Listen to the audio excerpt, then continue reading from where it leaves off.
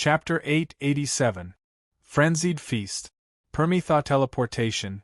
Just by listening to the names, he knew that these two skills came from hiding and killing techniques, which were body movements and combat skills. There was no concept of insignificance in these two skill trees. Basically, they could be used as soon as they appeared, and they could be used to fight. This was also the reason why Tang En was able to accept the two new skills so quickly. If there were so few of them, and they were the mysterious things in the status skill tree, it would be really depressing. Frenzied Feast.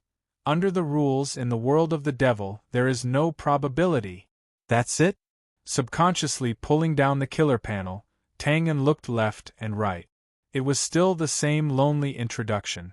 The dozen words were so concise and comprehensive that it was baffling.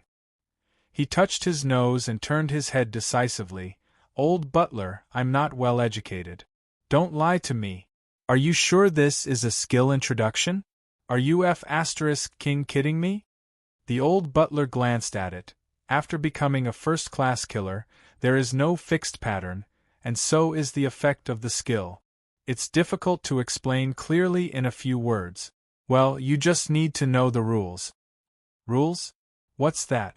The more Tang En listened, the more confused he became. Rules are everything. After a little hesitation, the old butler explained, it is invisible and intangible, but it really exists. It was hidden in all things, yet it was able to change everything without anyone noticing. For example, the rotation of the sun and moon, the change of the 4 seasons. For example, big fish eat small fish eat shrimps, shrimps eat mud, and so on.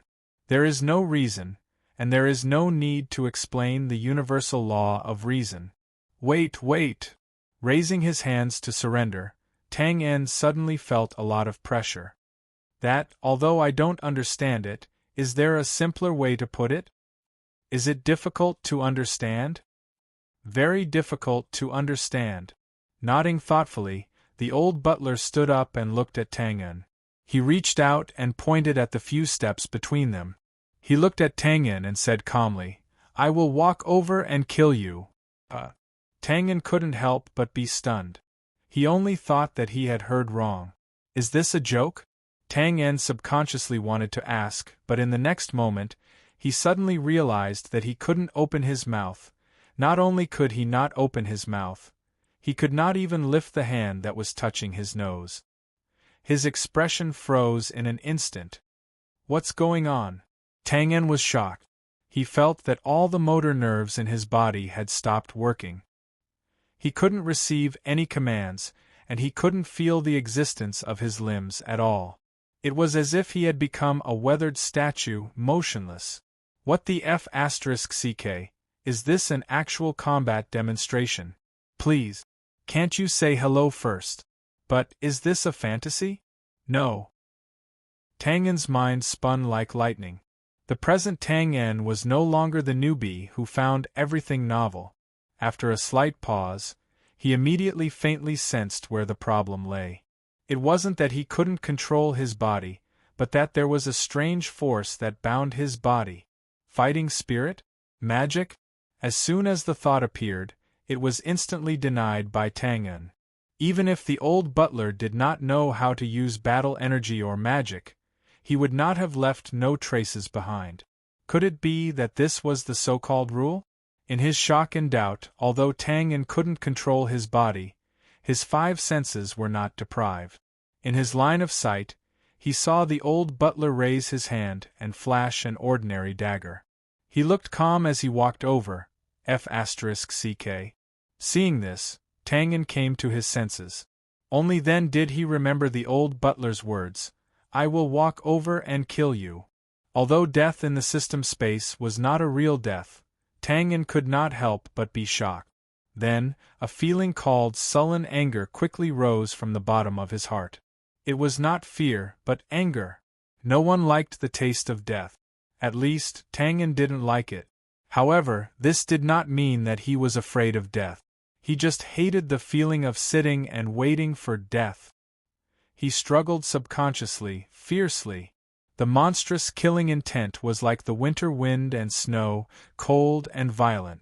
Just this biting cold killing intent alone, if released without restraint, was enough to crush a low-level martial artist with a weak mind. However, at this moment, Tang En was so pathetic that he could not even frown. The old butler's every move was not fast, even a little slow. Every movement was clearly reflected in Tang En's eyes. However, Tang En could not move. He could only watch as the old butler slowly walked a few steps, came in front of him, and raised the dagger to his heart. Such a simple action of raising the dagger. Normally, Tang En would have thousands of ways to dodge or counterattack. But now Tang En's eyes were spitting fire. He looked at the dagger approaching and piercing his flesh with a stupefied expression. He felt a chill. In the next moment, endless darkness came. It was also at this moment that Tang En suddenly came to a realization. He remembered the skill introduction of the slaughter feast. If this was the power of the rule, then in this demon-like world, there was no probability at all. There was only death and waiting for death. With a bang, a few feet away, Tang En's body completely reassembled. He stood there in a daze. The old butler looked at him indifferently. Now, do you understand? No. Tang En shook his head honestly. He paused and said hesitantly, "The power of the rule, is it the imprisonment just now? It's just one of them, but it can be regarded as the foundation." The old butler said calmly, "The rule encompasses everything. As long as it's within the scope of your own domain, there's nothing you can't do. Perhaps, from a practical point of view, you can understand that within this domain, you are the heaven and earth. Or perhaps the god? Or the devil. Of course, mortals are just mortals after all. They can't do the rotation of the sun and moon, the change of the 4 seasons, thunder, lightning, wind, rain, and so on. Take imprisonment as an example. It only needs a heavy rain to trap thousands of creatures in caves and houses, and they can't go out. As for us, we can only borrow or steal some of the profundities and use them to imprison the living beings in a small area. However, that's enough." "Oh, if you put it that way." Tang En touched his chin thoughtfully, nodded and shook his head. "I seem to have vaguely understood something. TSK, it seems that I don't understand anything." "That's enough. You can slowly comprehend the rest." The old butler nodded slightly, and was about to walk back to the recliner to continue the interrupted meditation. Wait a minute. Upon seeing this, Tang En didn't have time to think about the meaning of the rule anymore. He quickly pulled the old butler, "Since we're all up, let's demonstrate the Permetha instantaneous travel again." The old butler waved his hand. "There's nothing to demonstrate about the Permetha instantaneous travel. It's just the literal meaning." "The literal meaning?" Tang En glanced at the assassin panel. Permetha instantaneous travel. Between the Permetha instantaneous travel, the realm of life and death. Then there was no then. He touched his forehead. "Well, my education level is really not high. I'm just a third-rate flunky from a third-rate university. Please demonstrate it again." Right, you can't use me as a demonstration subject." Before he finished speaking, the old butler smiled slightly and suddenly disappeared into thin air. Tang En subconsciously reached out his hand and only caught a handful of air. He couldn't help but be stunned. Tang En himself was extremely good at speed and body movement, so he knew very well that the old butler's disappearance a moment ago was a real disappearance. It wasn't the kind of speed that was faster than the limit of what the eyes could bear. It was as if he suddenly fell into a black hole and disappeared without a trace in an instant. He suddenly turned around, nothing. He turned again, nothing. Just as Tang En turned back to his original direction and was thinking about whether to lie down, I got it. The old butler lay on the rattan chair calmly and waved his hand. A hologram appeared. "This is the demonstration effect. Figure it out yourself." "Pause for a while," he added. "Also, it's very impolite to disturb other people's lunch break. Be careful of retribution." "Polite?" Retribution? TSK, you still have the nerve to say lunch break? You're a disgrace to intelligent NPCs. Secretly criticizing, Tang En turned his head resentfully and looked at the hologram. The hologram was playing the scene just now. Tang En reached out his hand and the old butler disappeared in an instant. Then, while Tang En was stunned for a moment, the old butler appeared behind him out of thin air. After that, Tang En turned around and the old butler moved like a shadow. He turned 3 times in a row, missing by a hair's breadth each time. Then, the old butler returned to the rattan chair and leisurely adjusted his sleeping position. Sure enough, it wasn't speed. Permitha teleportation, Permitha. Was it a spatial movement technique that allowed one to travel from one place to another? Thinking of this, Tang En raised his eyebrows and suddenly became excited. He couldn't help but wave his fist. F***ck. I'm going to be rich. Regarding space, this was the field that Tang En focused on studying at this stage. So he was very clear that his spatial ability was very different from the spatial mages of the other world. This difference, in the final analysis, was actually a difference in fighting style. Tang En was an assassin and always had been. There were many fighting styles of assassins, different from person to person and also different from target to target. Among them, speed was basically a recognized basic quality of an assassin and also one of the key qualities. Fast attack, fast speed, fast body movement. There was nothing in the world that could not be defeated by martial arts, only speed could not be defeated.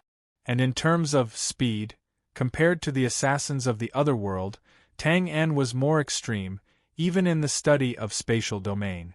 So, to a certain extent, spatial mages who specialized in spatial research were also not as good as Tang En. Take the old butler's demonstration just now as an example. If it were a spatial mage from the other world, although they could also perform such short-distance teleportation, it would be impossible for them to be as fast as the old butler without the slightest buffer and pause.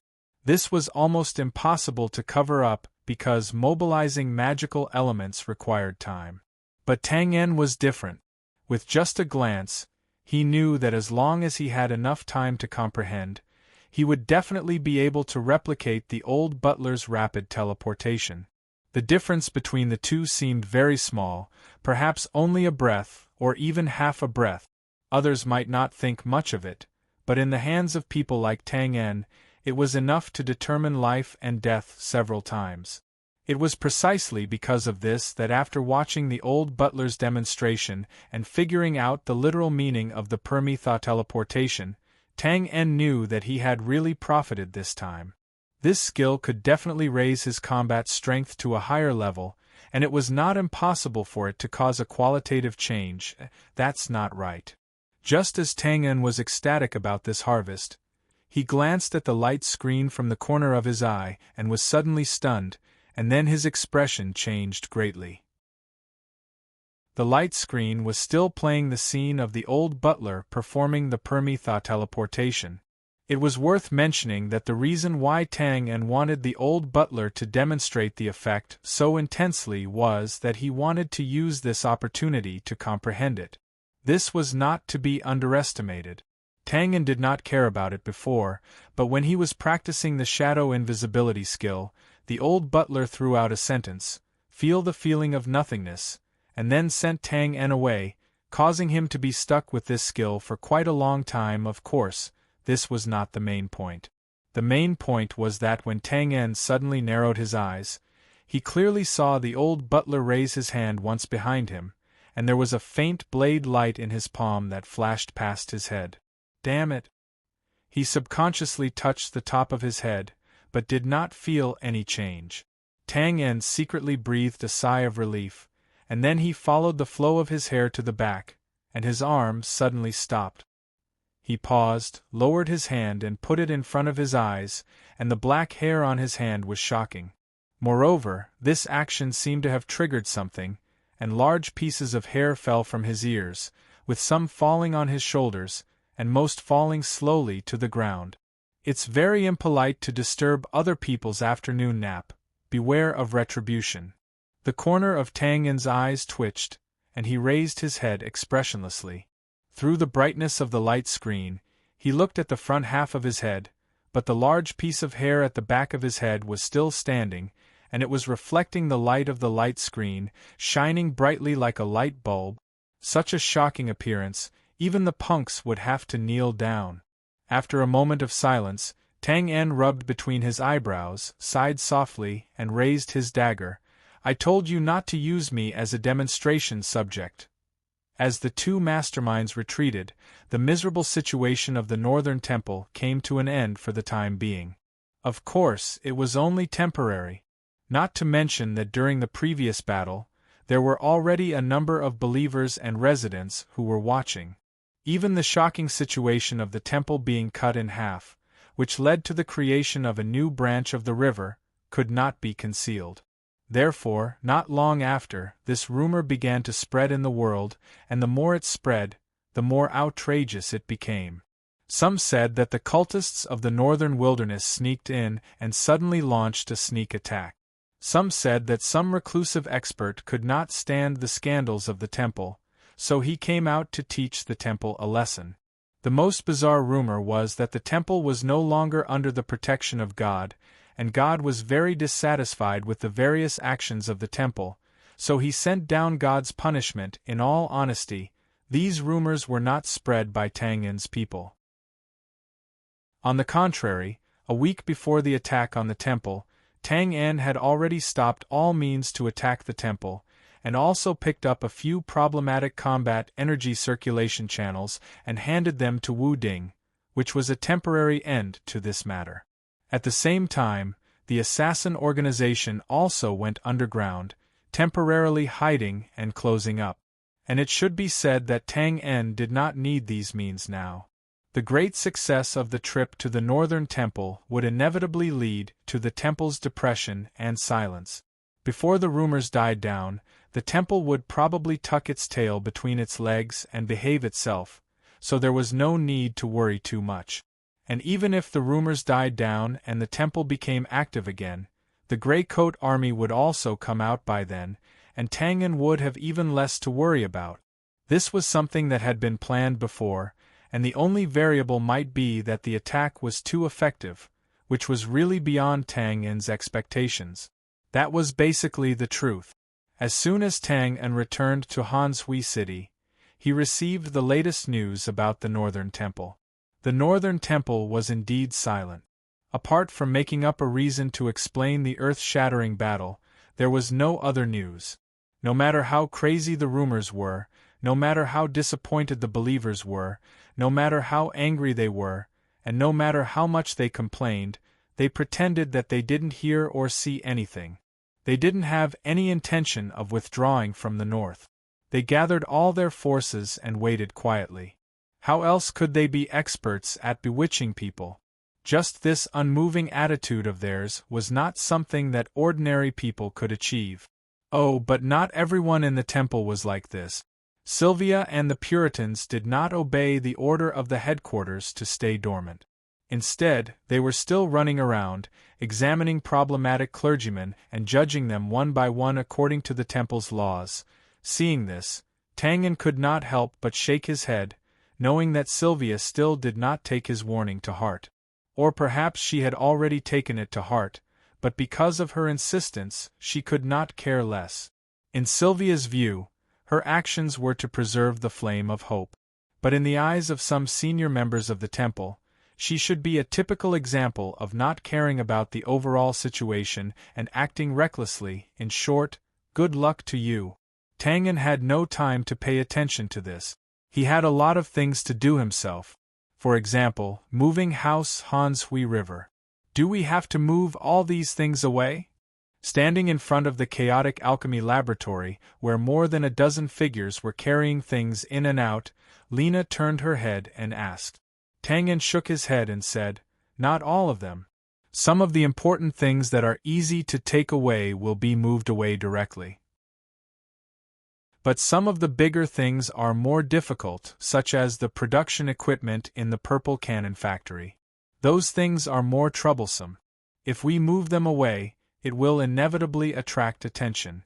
Selling them is a bit risky, so we can only choose to destroy them and bury them on the spot. Why?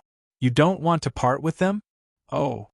Lena nodded and looked up at the alchemy laboratory where she had lived for more than half a year.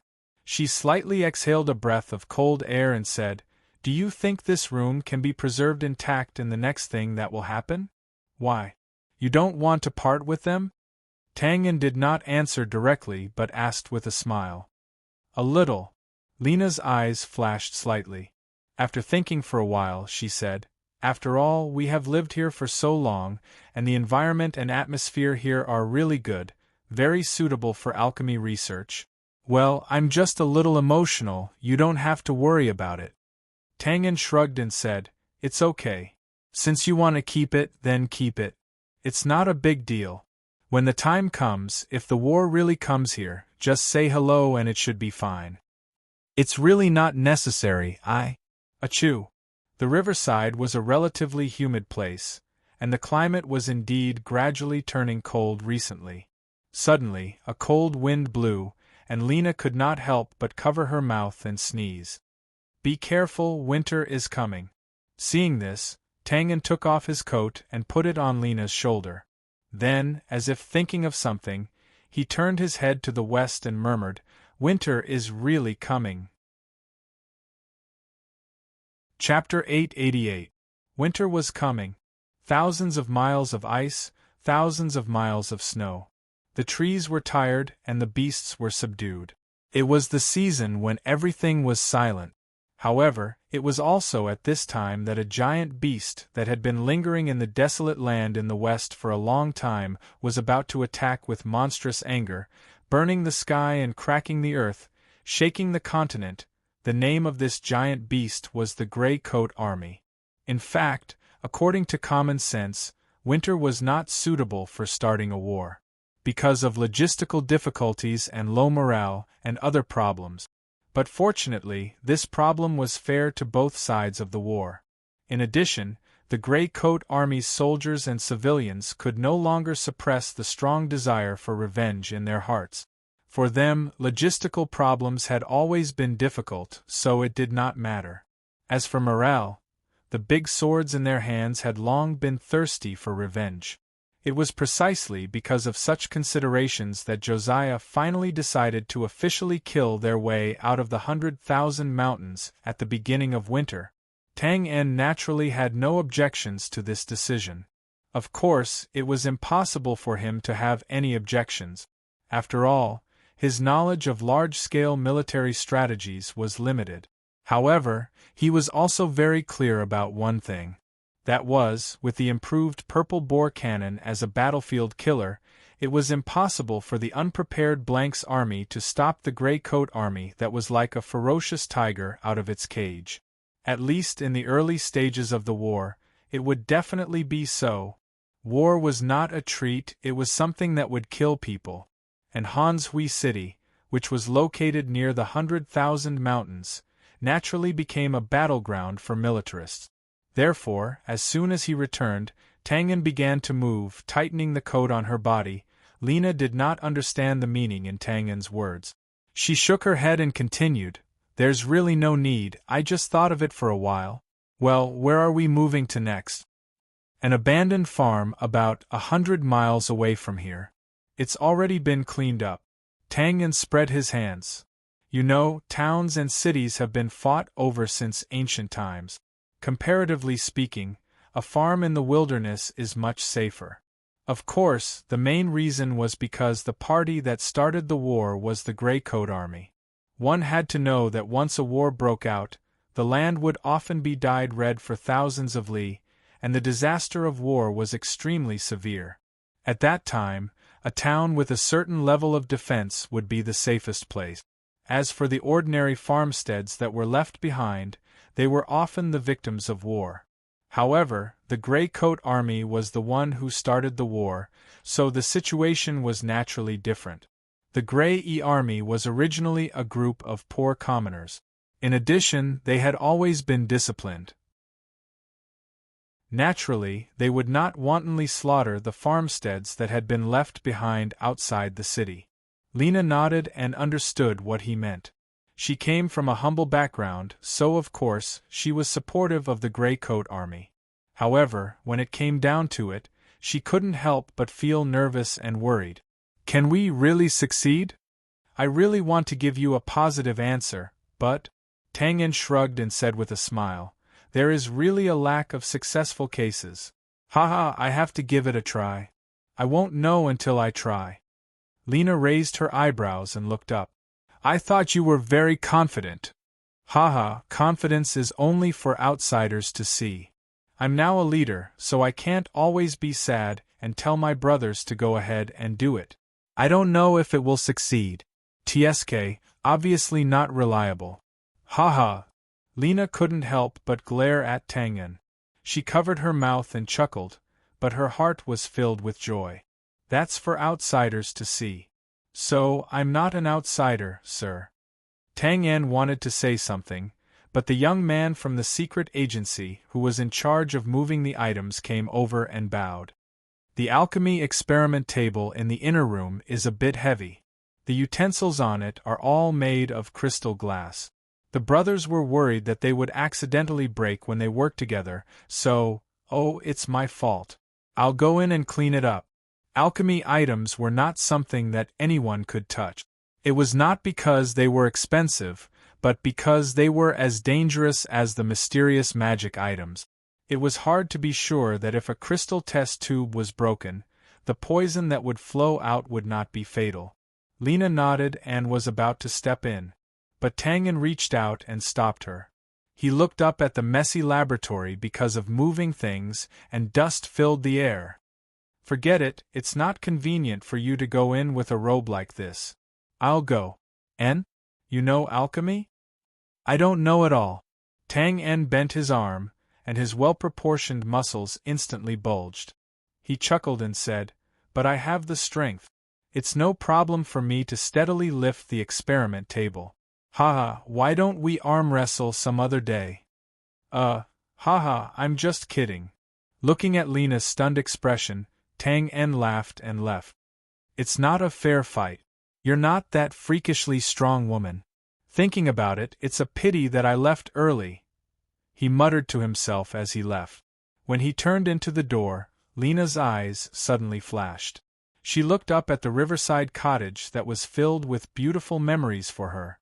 She pursed her lips and sighed. In the future, I'm afraid I can't find an excuse to call you over for a laugh. So, what's the point of this cottage? Tear it down, why don't I tear it down? Tang En, who was in the cottage, certainly didn't know the real reason why Lena was so attached to this ordinary cottage. Under the guidance of the secret agency member, he soon saw the slightly cumbersome experiment table. Without a doubt, he directly lifted it with one hand and easily walked to the carriage at the back door. Be careful, the rope is tight. These are all life-threatening things.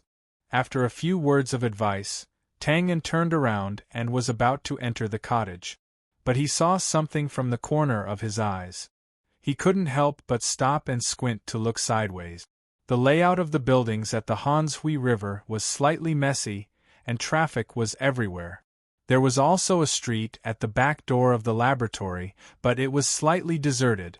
Now, on the side of the street more than 10 feet away, an unusually eye-catching luxurious carriage slowly stopped. Then the door opened, and a well-dressed and handsome young man walked out. The young man tidied up his clothes and hair, turned sideways, and looked at the mirror-like window of the carriage. He nodded with satisfaction. Then, he turned around and took out a large bouquet of fiery red roses from the carriage. He sniffed them, and the corners of his mouth rose slightly. He felt quite good about himself. It's him. Tang En's memory had always been good. After professional training, he had a photographic memory. With a slight squint, he recognized that this was the young man who tried to hit on Lena last time, but was severely damaged by him pretending to be a local ruffian. The young man was really miserable last time.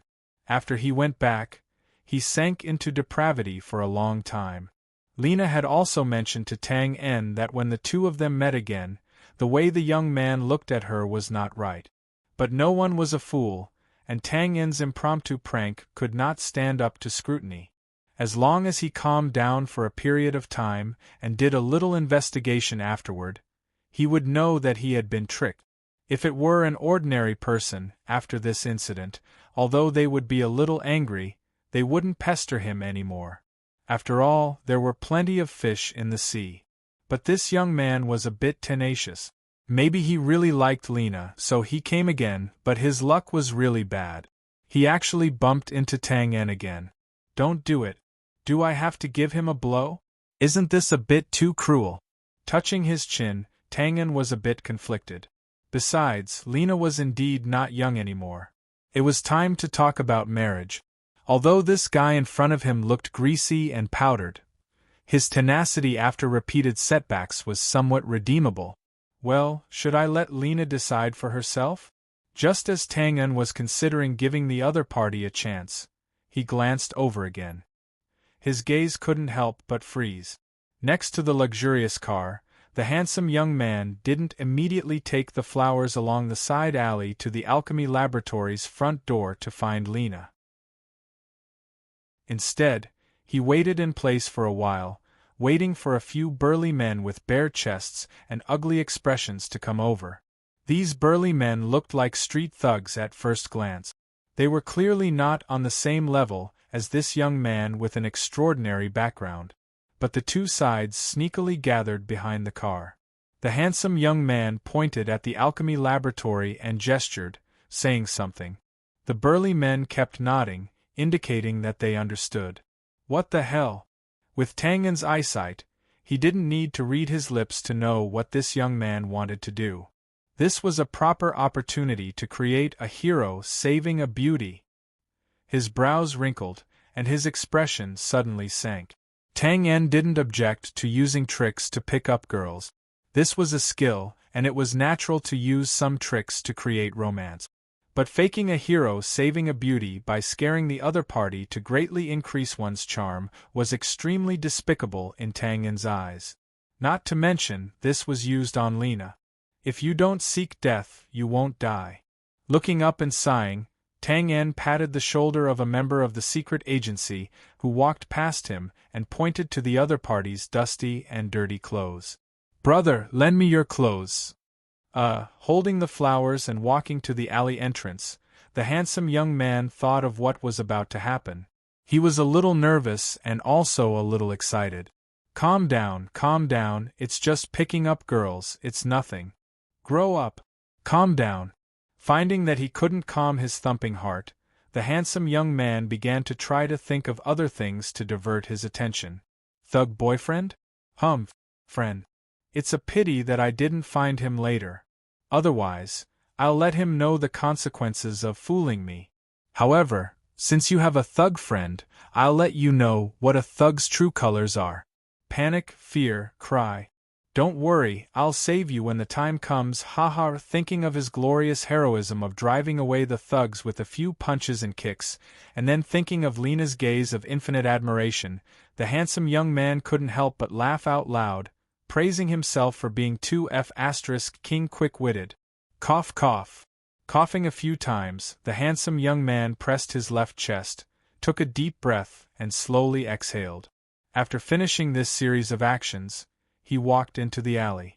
After taking a few steps, he looked up and saw a handyman carrying a large wooden board on his shoulder.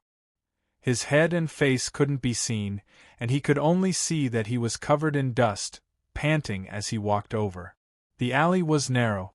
Seeing this, the handsome young man couldn't help but frown slightly. He stepped to the side and leaned against the wall to protect the flowers in his hand. As if sensing that there was someone in front, the handyman's rough voice came from behind the wooden board. "Excuse me, please excuse me. Be careful not to hit anything, thank you." Huff. The heavy panting seemed to cover up a trace of undetectable wind, and the two sides brushed past each other. The handyman didn't look back and carried the wooden board straight out of the alley. As soon as he came out, he threw the wooden board aside, revealing Tang En's smiling face. He leaned against the wall and raised his fingers. 1, 2, 3, 4. Before his palm was fully open, suddenly, a tragic scream came from afar, like a woman who was tragically raped. Then, a burst of hurried footsteps came from the alley. It seemed that someone was running and screaming, and the scream was getting closer and closer. With a swoosh, a strong gust of wind suddenly swept past from the side. Tang En blinked his eyes and looked at the figure that was like a rabbit that had been shot by an arrow as it held its head and leaped out swiftly from the alley. It was the handsome young man from before, and he smacked his lips and let out a long sigh. TSK, don't do to others what you don't want done to yourself. It really doesn't suit me. As soon as the words fell, suddenly, the horses neighed and the wheels came to a sudden stop. The handsome young man who rushed out with his head held was extremely fast, but he didn't look at the road at all.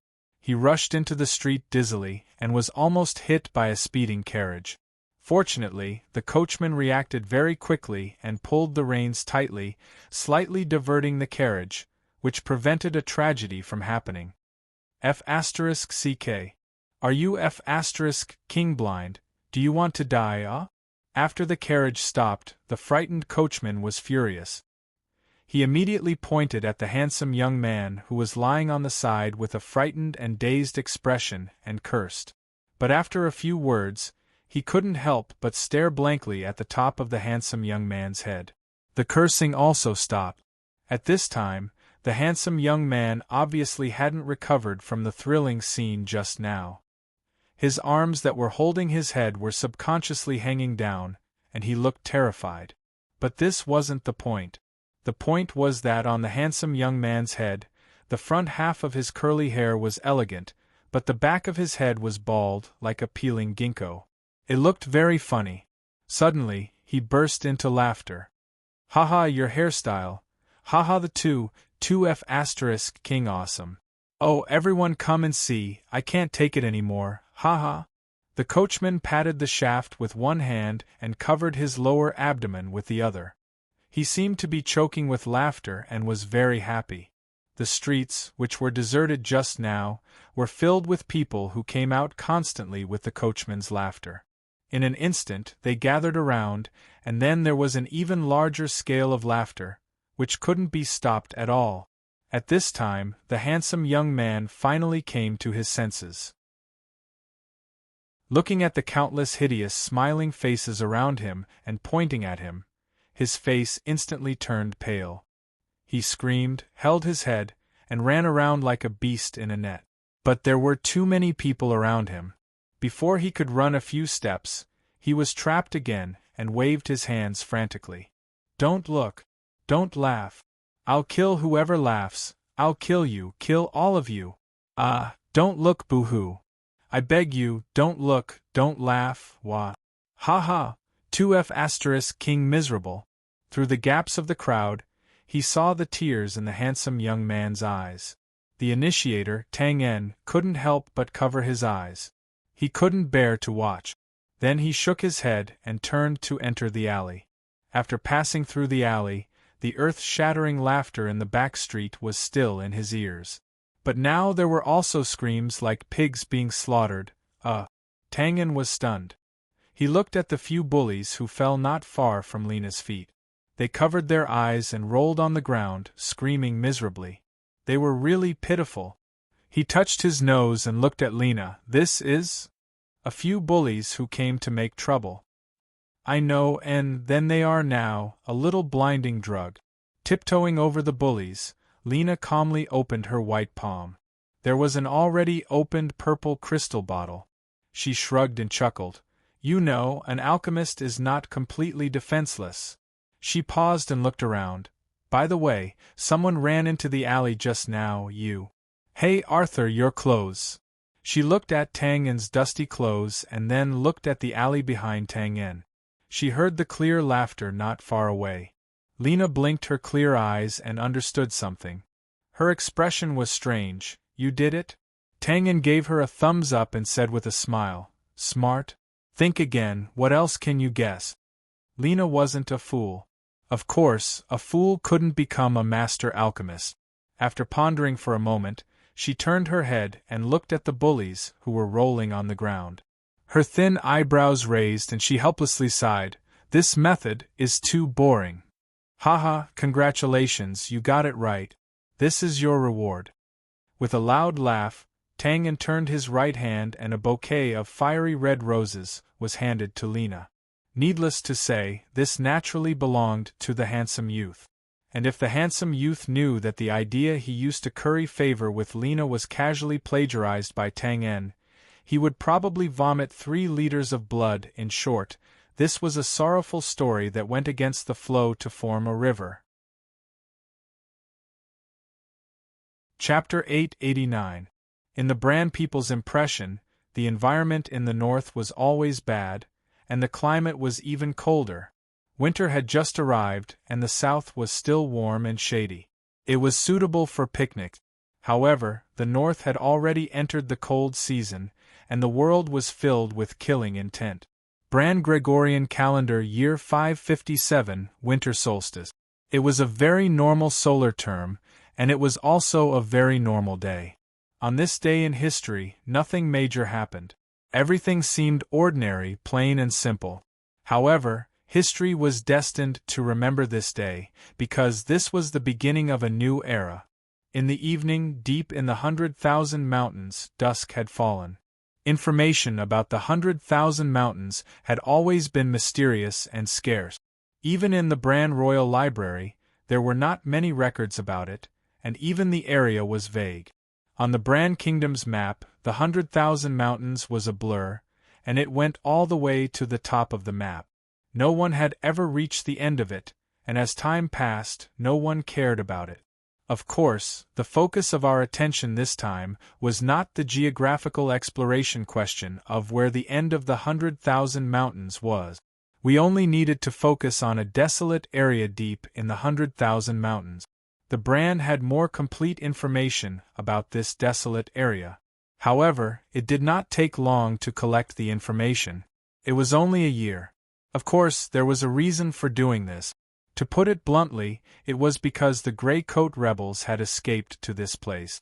A year ago, they were not able to wipe out the Grey Coat rebels in one fell swoop, and this was the regret of many Bran officials. After witnessing the glorious performance of the Grey Cloak rebels during the reign of Lothar, the bigwigs of Bran no longer dared to underestimate the rebels and thugs that they used to call them. Even now that the Grey Cloak rebels were hiding in the desolate and barren 100,000 mountains, the Bran royal court still sent out a large number of troops to pursue them. It was only when the logisticians were under great pressure that they stopped the pursuit. However, stopping the pursuit did not mean that they had given up. In fact, the pursuing troops did not retreat.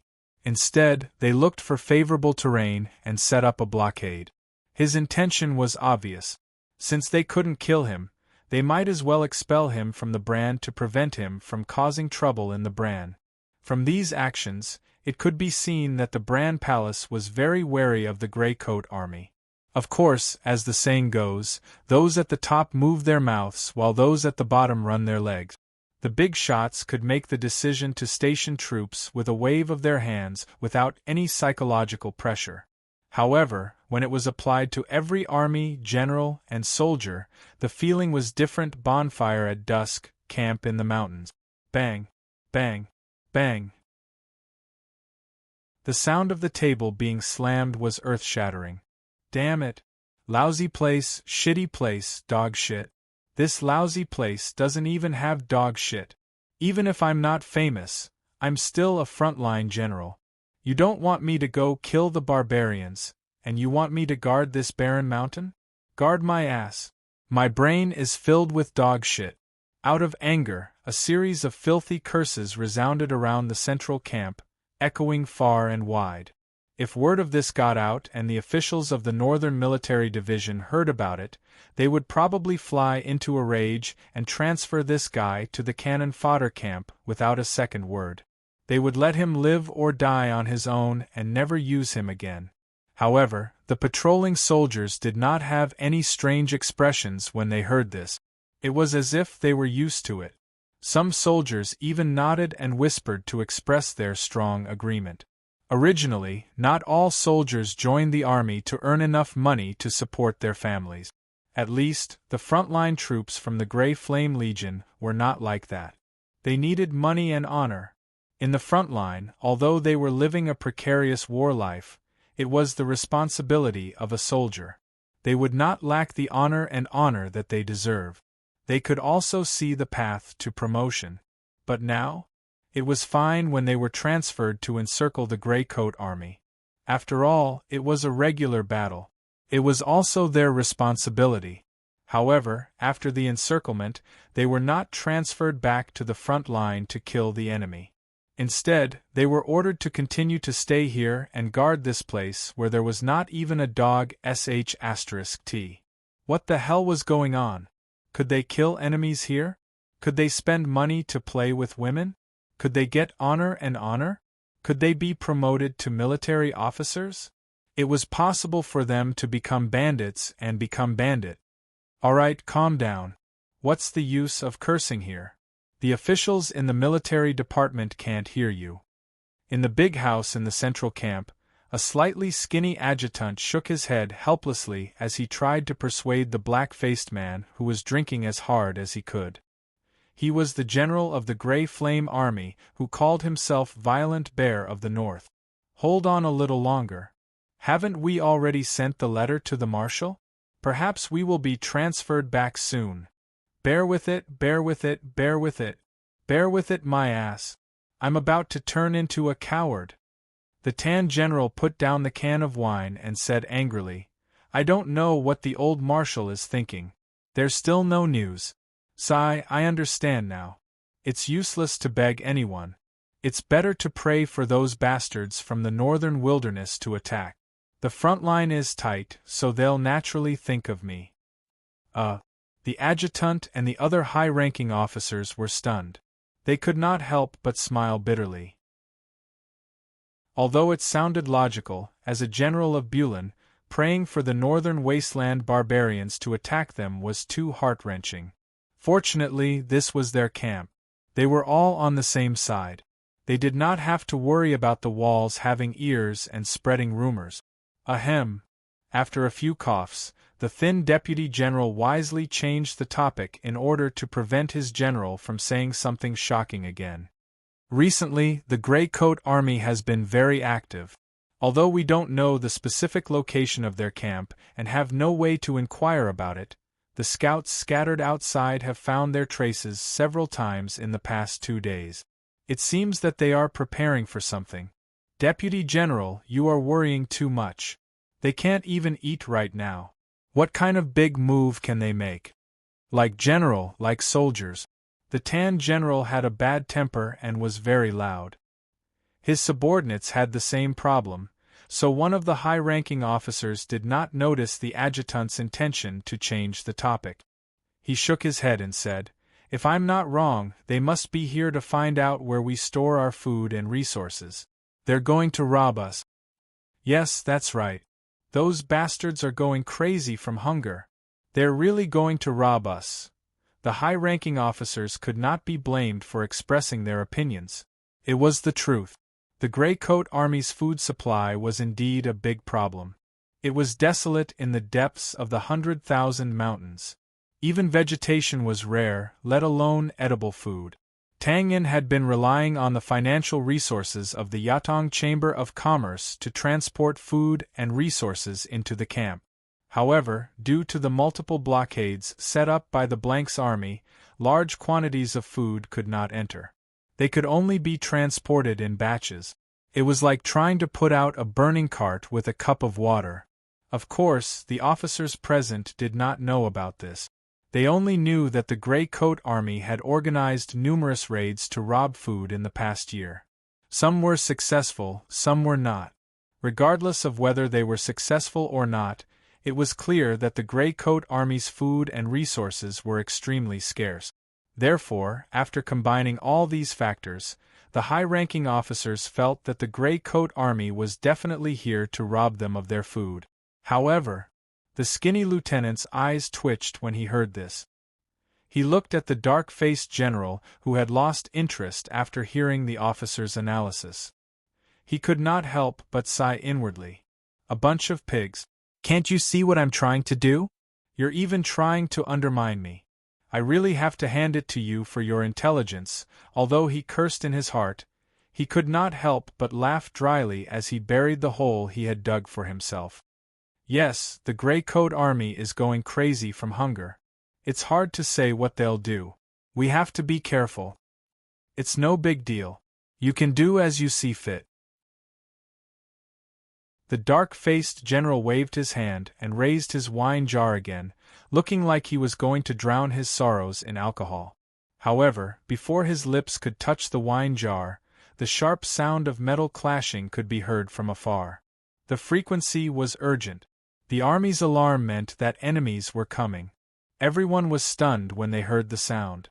Someone blurted out, they're really here. Of course, this was referring to the Grey Coat Army's food snatching team. That was more or less the truth. After a while, a soldier who looked like a scout pushed open the door and hurriedly reported that a large number of Grey Coat Army members had appeared outside the fortifications. It's really them. They're really fast. That's normal. Why else would they say that they're going crazy from hunger? That makes sense, that makes sense. The atmosphere in the room was still carefree. There was not a trace of tension in the room. The officers' expressions were extremely relaxed, as if they did not take it to heart. This was not to say that they looked down on the Grey Coat Army. It was just that food supplies were the main focus of all armies. As they came from the Ash Flame Army, they placed even more importance on this aspect of protection. Hence, under normal circumstances, unless the situation was completely passive and the enemy had already killed their way in, it was almost impossible for them to successfully snatch food. However, the dark-faced general showed some interest. He looked at the scout and asked, "Are you sure that the Grey Coat Army has a lot of people?" "I'm sure. I saw it with my own eyes." The scout nodded firmly. Very good. Bring me my armor and my axe." The dark-faced general suddenly stood up and laughed loudly. "Damn it. After holding it in for so long, I finally have a chance to have some fun." As soon as he finished speaking, without waiting for a response, suddenly, rumble. Chapter 890. Rumble. It was as if there was a sudden clap of thunder in their ears. It was so powerful that the ground trembled slightly. The black-faced general who had just stood up was stunned when he heard this. He frowned. Mjolnir? No, the sound was too small. Thunder God's roar? No, it was still too small. Did it just explode the crystal? This black-faced general was indeed a general from the front lines. With just a simple explosion, he was able to deduce all sorts of possibilities and speculate the answer that was closest to the truth. The skinny deputy beside him stood up and pushed open the window of the wooden hut. He welcomed the bone-chilling wind and looked in the direction of the explosion. His expression changed slightly. "It's actually from the front of the fortifications." That's strange. What are the Grey Coat Army doing? Are they really going to attack? Impossible. They don't have any reinforcements. If they wanted to attack, they would have already done so.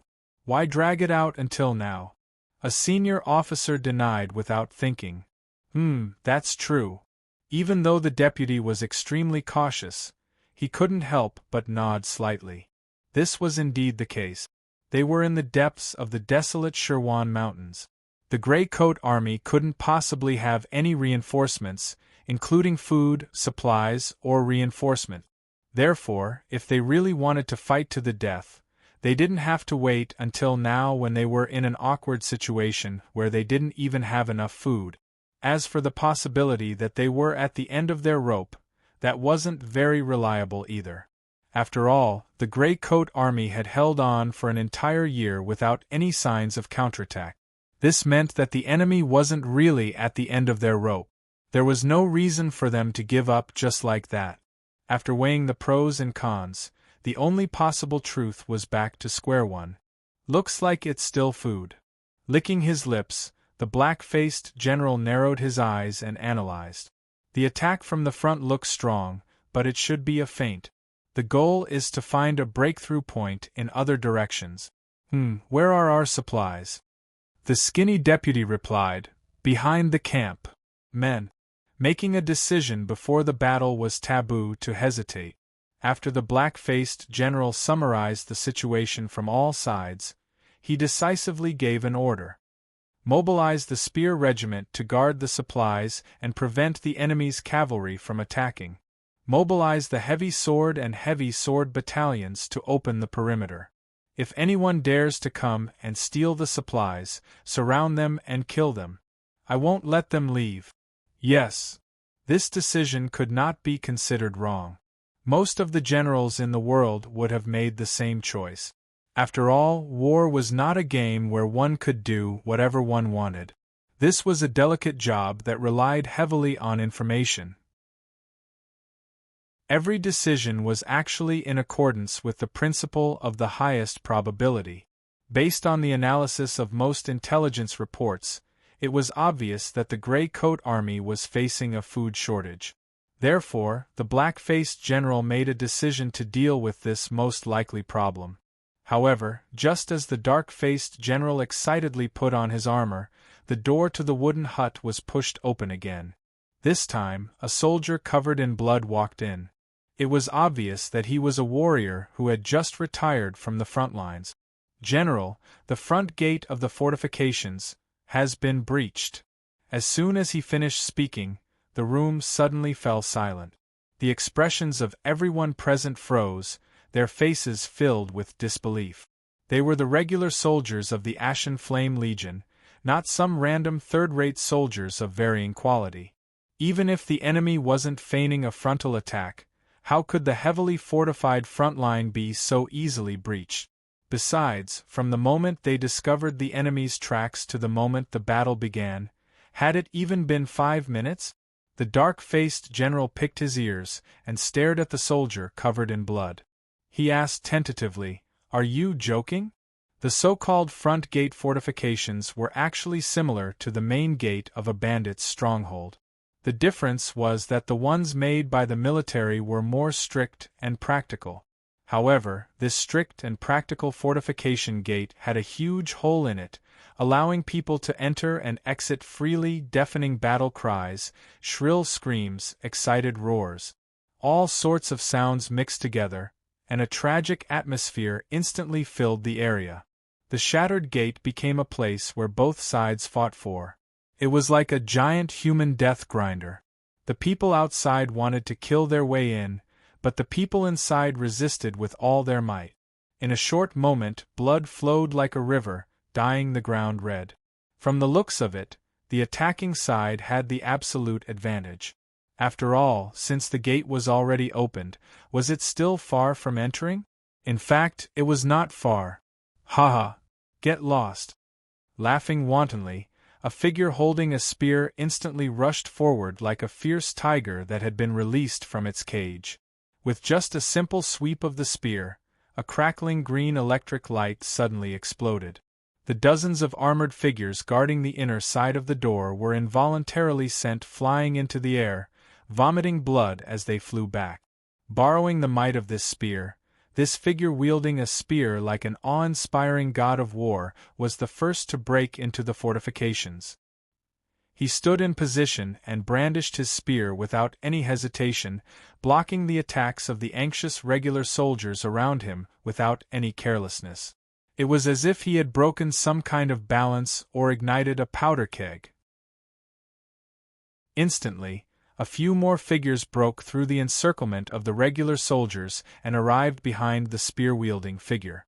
He laughed loudly. "Ha ha! Captain, we did it again. We are the first to break into the enemy's camp. This time counts too? Wasn't it the work of the purple cannon? The cannon bit a hole in the gate of the fortification. Don't worry about these details, the main point is the feeling. Well, this feeling, it's been a long time, it's really nostalgic." He waved his hand. "All right, we'll think about the nostalgic feeling later. Now let's continue charge." With their heads held high, the 5 or 6 of them formed an arrow formation with tacit understanding.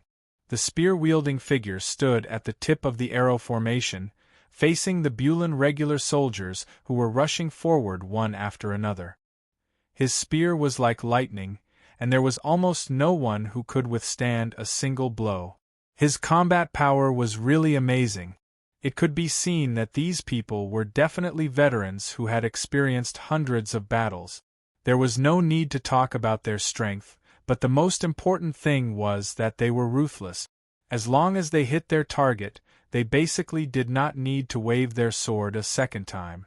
At the same time, the success rate of their predictive attacks was frighteningly high. Some people looked as if the opponent directly bumped into their sword. It was really strange and wonderful. In just a few minutes, a few people had killed a bloody path through the crowd. This was the so-called breaking through the enemy's front with a single point. Behind them, the situation at the gate, which was still in a stalemate, suddenly became clear. The attackers from the outside were like a tide, crazily rushing in. On the other hand, the regular soldiers of the Bran who were wearing standard armor could not help but keep retreating. They were in imminent danger. The front gate of the fortification was broken through. Strange, isn't this where the regular soldiers of the Ashen Flame Legion are stationed? Why do I feel that it's a little weak? It's so easy to get in. A skinny middle-aged man scratched his forehead, rolled his eyes twice, and asked in confusion. Skinny Monkey, after so many years, I realize that you're King Despicable. You only feel good when hundreds of people block you in a corner with big swords and slash you, right? Before the middle-aged man nicknamed Skinny Monkey could retort, an honest-looking muscular man suddenly stretched out his finger and pointed at the back of the camp. Look over there. Hearing this, everyone turned their heads subconsciously and could not help but be stunned. The front is in an emergency, and the soldiers are moving to the back. What kind of logic is this? Is this a new tactic? I don't understand at all. The spear-wielding figure looked from afar and curled his lips. Idiot. P.S. Continue to ask for subscriptions. Raccoon's subscriptions dropped again. Originally, it was 480, but now it's going to drop to 470. It seems like it's going to take a long time for an average subscription of 500. Dear readers, it's up to you now. You won't disappoint the pure and kind raccoon, right? Yes, you definitely will. After all, you are a group of readers with integrity.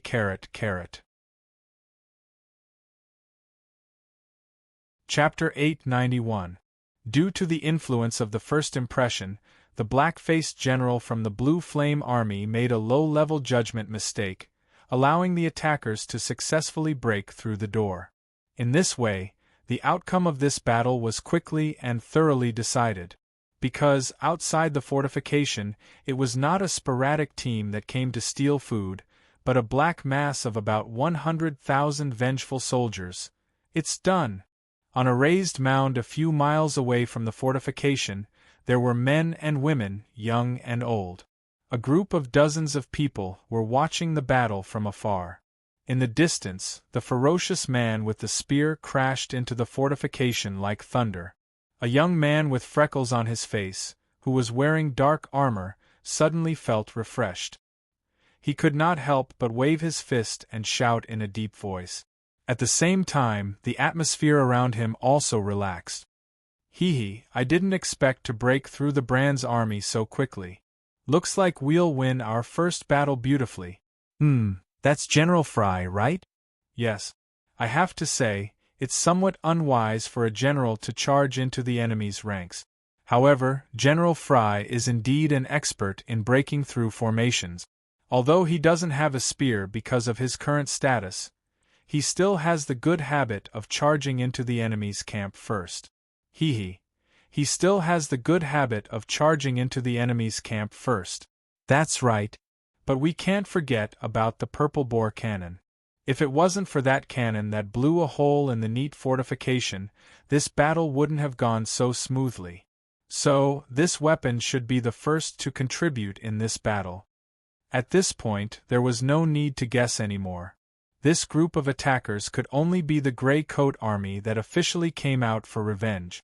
Although the black-faced general made a mistake in his decision, he did not lose too unjustly. The Grey Coat Army had endured until now, and it was only for this moment to erupt. Naturally, they would not allow any factors to ruin their first battle. Gradually, as the balance of the battle slowly tilted, these people who were obviously the higher-ups of the Grey Coat Army could not help but feel happy. Among them, the woman who stood at the front of the crowd secretly clenched her fist and slightly sighed, as if a heavy burden had been lifted off her shoulders. Judging from her position, although this woman was a little too young, her status should not be low. However, his attire looked a little strange. He was holding a staff in his hand, but he was wearing a full set of armor. His helmet covered half of his face, and he looked like an agile fox wearing a turtle shell. It was a strange feeling. Heavy mage? Magic warrior? Or was he simply afraid of death? Well, no matter which one it was, it sounded a little unreliable. However, this young woman clearly didn't have such self-awareness. She stood there calmly with a calm and indifferent expression. The dozens of people behind him cast glances at him from time to time. There wasn't the slightest hint of ridicule or contempt in their eyes. Instead, there was complete respect and admiration. Because this was their leader, Josiah. Of course, this respect and admiration was not only because of his high status, but also because of his charisma and ability. Some words sounded a little pretentious, but this didn't mean that the crowd didn't know. It was needless to say what kind of organization the Grey Coat Army was. However, it was precisely this noble lady who was born with a superior background and had a bright future ahead of her that chose to abandon her unique advantages that would make most people envious. Instead, she chose to mingle with these rebellious poor people and was even willing to risk her life for them. Sometimes, the crowd couldn't help but think this way. What exactly was she after? Was she after the position of the leader of the Grey Coat Army? Well, even the crowd felt incomparably ashamed when they thought about it this way. Everyone loved to be a leader, but that might not be the case for a rebellious leader. Moreover, in the year that they had retreated to the 100,000 Mountains, the Grey Coat Army's situation was really extremely poor. Everyone lived together day and night, and they all knew that the limited amount of food was simply not enough for everyone to eat. Therefore, the soldiers were considered first when they were allocated. This was a necessary choice to ensure combat effectiveness. Next were special groups such as the old, the weak, the sick, and the pregnant. Then, it was the ordinary people of the Grey Coat Army.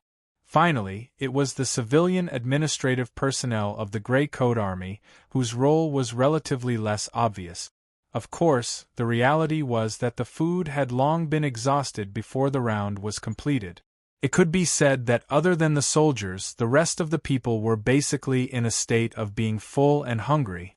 As the leader, Josiah felt that he was an administrative personnel, so his treatment was also the same. In fact, this rule was set by her. She set this rule, and this was how she followed it. Countless times when she was seen swallowing all kinds of strange, bitter wild vegetables into her stomach without batting an eyelid, it wasn't that no one stood up to stop her, and it wasn't that no one was willing to take out better food, but in the end they were met with either her kind persuasion or her forceful orders with her status, without exception. In the end, there were even people who secretly prayed that she would fall sick, because as long as she fell sick, according to the rules set, she would have no excuse to refuse. It was just a pity that although they could occasionally see her tired and sleepy look, they didn't see her fall sick. It was really anxious, but there was nothing they could do.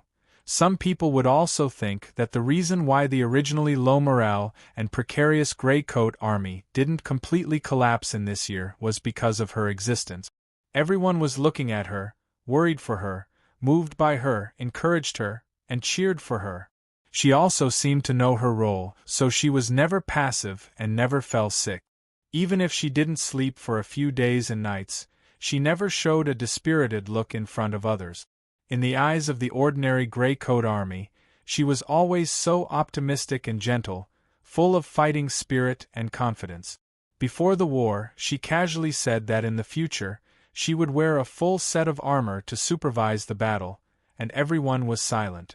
Everyone knew that she wasn't afraid of death. This was not a question from the moment she volunteered to join the gray coat army. Everyone also knew that she was very afraid of death, because once she made a mistake, this gray coat army that had crawled out of the abyss of hell with great difficulty would truly have no hope. Thinking about it, if what she wanted was the position of the leader of the gray coat army, then it would be a great blessing for the gray coat army. On the mound, under the light of the distant battle, Josiah's half-covered face was slightly flushed. She didn't know that the people behind her were thinking so much as they looked at her back. She was focused on watching the battle in the distance, where the outcome of the battle was becoming more and more obvious, and the huge stone in her heart was completely put down. Logically speaking, the gray coat army, who had the mentality of win or die trying, had used all their strength to attack this time. Just the number of soldiers alone was more than 100,000, which was much stronger than the gray coat army in front of them, which only had a little more than 10,000 soldiers. Moreover, they had the purple bore cannons, which were a killing machine on the battlefield, so there was no need to worry at all. However, the reality was that other than using a few purple bore cannons to open up a gap in the fortifications, this killing machine didn't roar angrily again. This thing was now the gray coat army's biggest trump card, and this trump card naturally had to be used at the crucial moment to open up the situation, such as a real siege. As for the gray coat army in front of them, as well as the few blockades in Sherwan Mountain, in the eyes of Josiah and the others, it was just an appetizer. There was no need to use the purple bore cannons, this killing machine, to prevent the news from leaking out and affect the explosive effect later on. Of course, it wasn't that they didn't take it seriously, it was just that they had to prioritize things. In fact, before the battle started, Josiah was still very nervous. They had to win the first battle after returning, and they had to win beautifully. However, after all, the gray coat army hadn't fought a real battle for a year. Although they hadn't neglected their training, they lacked the influence of real battles and baptism of blood, so they felt that something was missing and that they weren't that stable. Fortunately, the result didn't make Josiah really worried. She realized that she had underestimated the strong desire for revenge in the hearts of the soldiers. Looking around, even though it wasn't very clear under the warm twilight, she could still recognize the figures of the gray coat army soldiers in the fierce battle. Because at this moment, they seemed to have turned into wild beasts that hadn't eaten meat for 3 months. Every attack was a crazy and fearless way of fighting. As long as there was still a breath left, they had to first stab their battle swords into the opponent's body, then close their eyes with a smile and collapse with the opponent in their arms. Seeing this, Josiah's eyelids drooped slightly, and she tightened her grip on the staff in her hand. In her heart, she felt a little more confident about the gray coat army's comeback plan. She had a conscience and believed that as long as this intimidating aura was still there, they would be unstoppable. Looking up, there were a few stars in the sky. She muttered softly, "Bran, we're here. Are you guys ready?" Chapter 892. It was hard to say if the Bran army had prepared for the possibility of the Grey Coat army's revenge. However, this army from the Ashen Flame Legion was definitely not prepared. In just a short 15 minutes after the battle began, the Ashen Flame Legion's army had already started their preparations. Bang, bang, bang. Numerous red signal flares exploded one after another, instantly dyeing the night sky red. It was extremely eye-catching. The intense battle paused for a moment. The two sides subconsciously took a step back and separated slightly. One side was mostly yellow and skinny, wearing all kinds of old armor. It looked like they were in dire straits. Only their eyes were bright red like a bloodthirsty beast. The violence in their eyes didn't lessen at all because of this short pause. The other side was wearing the standard armor of the Empire. Their faces were filled with fear as they looked at the group of refugees in front of them in a daze. It was as if they had seen their most familiar enemy, the crazy barbarians from the northern wilderness. They sized each other up. Then, an even more intense battle instantly broke out. Both sides were entangled in the same place again. They were either roaring violently or screaming before they died. The battle had already reached this stage. There was no suspense anymore. The few signal flares that came from inside the fortification weren't to ask for reinforcement. It was definitely too late. It was only to warn the defense line behind to prevent this tragedy from happening again. As for the defense line, if the Grey Flame army didn't want to be completely annihilated here, the black-faced general should consider a strategy of cutting off his losses. He should leave some soldiers behind to cover the retreat and let the other soldiers escape. In fact, that was exactly what he did. Looking at the bonfire gathering behind the fortification, Josiah retracted his gaze and waved his hand to summon the messenger. He calmly said, "Order the left and right wings to surround this place. Don't bother about those who have already escaped. Quickly eliminate the rest of the enemies. Also, ask General Fry to retreat." "Yes." The messenger nodded and quickly ran down the hill. Leader, if you do this, Brother Fry will be unhappy when he comes back. You should know that this is the last time he will charge and break through the enemy lines." With a light laugh, the young officer with freckles stepped forward and shook his head with a smile.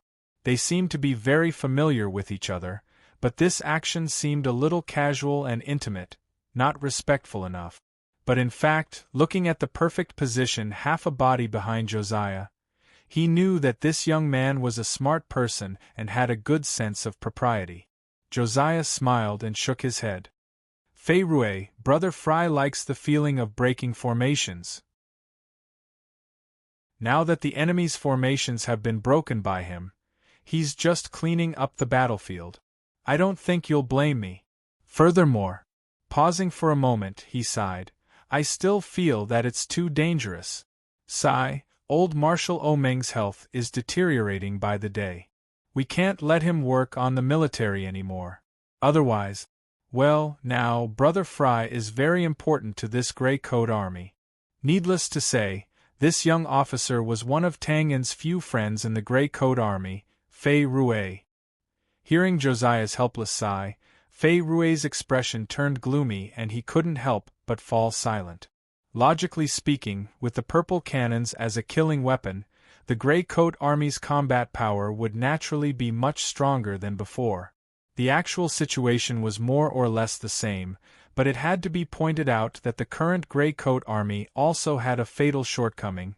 They only had a general, but no marshal. During the retreat of the City of Dawn, old Marshal Omeng had suffered some minor injuries. Everyone, including Omeng himself, didn't pay much attention to it. After all, Omeng had been on the battlefield for decades and had experienced thousands of battles. These minor injuries were not worth mentioning. At most, it would leave a scar. This was a unique medal that belonged to a warrior. But the situation after that was completely different. Since ancient times, famous generals were like beauties. They were not allowed to see each other until their hair turned white. Perhaps it was because of old age that his body's functions had deteriorated rapidly. Not only did the minor injuries on Omeng's body not get better, but they also worsened. In the end, he was bedridden. Old Marshal Omeng's importance to the Grey Coat army was self-evident. It wasn't an exaggeration to say that the Grey Coat army was led by Losha and supported by Omeng. If the Grey Coat army was compared to a long-distance warship, Losha would be the rudder that controlled the direction of the ship, and Omeng would be the sharp sword that split the waves. But now, the bow of the ship had collapsed, and old Marshal Omeng had fallen. The military structure of the Grey Coat army was relatively simple. If it was in the past, even if old Marshal Omeng fell, one of the generals of the original armies could be chosen to replace him. But now, it wasn't possible.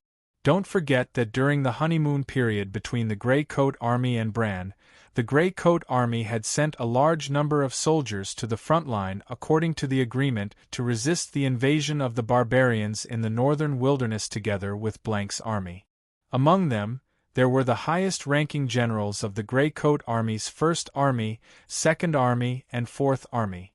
After the barbarians in the northern wilderness retreated, the Bran immediately tore up the contract and brazenly attacked the Gray Coat Army's reinforcements. In order to minimize the damage to their troops, the three generals made the same choice. They stayed behind to attract the attacks of Blank's army and let their soldiers escape as much as possible. In the end, none of them made it back. There were still the generals of the 3rd Army and the 5th Army left. Among them, the generals of the 5th Army were not considered. This didn't mean that their military capabilities were not good, but there was a difference in their tactical style. The generals of the 5th Army were extremely good at defensive battles. Even Meng admitted that he was inferior to them in terms of defense. However, the problem was that he was only good at defensive battles. He was good at defending, but he was not good at attacking. His attainments in attacking were much worse. However, the focus of the Gray Coat Army now was revenge. They would have to fight their way out of the 100,000 mountains and attack the hinterland of the Bran. This was naturally beyond the capabilities of the 5th Army's generals. Excluding him, the only one left was the general of the 3rd Army. He didn't have a problem with his tactical style, but his other problems were more serious than this. When Bosco was preparing to betray the Gray Coat Army last year, the various forces that his family had infiltrated into the army worked together. Among them, the situation of the 3rd Army was the most serious. The ones who opened the gates of the City of Dawn to let the enemy in were the 3rd Army swordsmen. As a result, the reputation of the 3rd Army in the Gray Coat Army was naturally not good. As the highest-ranking general of the 3rd Army, the general was not good at using people. He was burdened with a huge amount of guilt. It was as if a shadow had been cast over his heart. Although he was strong enough to not be defeated, he was unwilling to accept the position of marshal. Josiah and the rest knew that this had nothing to do with the general. Strictly speaking, this was a natural disaster. The Bosco family had been in the Gray Coat Army for many years. Even Rosa, Meng, and the rest didn't expect the family's roots to be so deep, let alone the general. However, no matter how hard Josiah, Meng, and the rest tried to persuade him, the general still couldn't get over his psychological barrier. He insisted on not accepting the position of marshal. As a result, there was a big problem. Meng obviously couldn't be the marshal anymore. Otherwise, it was very likely that he would die in front of the military sandbox. And those who were most qualified to inherit this position had either been sacrificed, their tactical style was not suitable, or there was a psychological problem. Such a huge Gray Coat Army, with hundreds of thousands of soldiers and horses, was actually a group of dragons without a leader. This was really a ridiculous thing. Helpless, Josiah and the rest could only put aside the qualifications and look further. Fortunately, the new students had their own benefit. The current Gray Coat Army structure was simpler, and the people were very simple. In the past, Rosa was the leader, but now Josiah was the leader. As long as they gave an authoritative order, basically no one would object. Or it could be said that even if they were dissatisfied, it would only be at that time. It wouldn't have any adverse effects. Therefore, when Josiah decided to put aside qualifications and brainstorm a fair choice among the officers above the regiment level, it would be a fair competition. Those who didn't have the position of deputy general would feel that this method was an insult to their status or something. Of course, the candidate chosen in this way naturally couldn't be the marshal directly. It would always take a period of time to prove his ability and convince Josiah and the others. Only then would he have a chance to command the three armies. Although there were some restrictions, the future was still bright. Therefore, many people were tempted at the moment. However, although the net was wide, there were very few who could really enter the eyes of Josiah and the other higher-up. It couldn't be helped. This was a selection of marshal, not a selection of foreman. As the saying went, an incompetent general would exhaust the 3 armies to death. The current Grey Coat Army couldn't withstand any torment, so the conditions in all aspects were naturally harsh to an outrageous extent. It was also at this moment that Fry entered everyone's sight. If it was based on qualifications, Fry, who just happened to be above the regiment level and was qualified to participate in the selection, naturally had no advantage. If it was based on loyalty to the Grey Coat Army, although there was no practical standard, Fry, who had only joined the Grey Coat Army in the past 2 years, was naturally not qualified. However, even if this wasn't enough, that wasn't enough. However, it had to be said that Fry was very good at fighting. He was very good at fighting tough battles and winning battles. This was an indisputable fact. In the internal training of the Grey Coat Army, the Long Spear Regiment led by Fry had a domineering record of victory and an undefeated golden body. No one had been able to break it until now. Moreover, it was worth mentioning that old Marshal Omeng also thought highly of Fry. 2 years ago, when Fry had just joined the Grey Coat Army, Omeng had thought of taking him in as his assistant and had even mentioned it in person. However, at that time, Fry had just joined the Grey Coat Army and wanted to rely on his own ability to move up, so he had politely rejected Omeng's good intentions. As the saying went, gold would shine no matter where it was.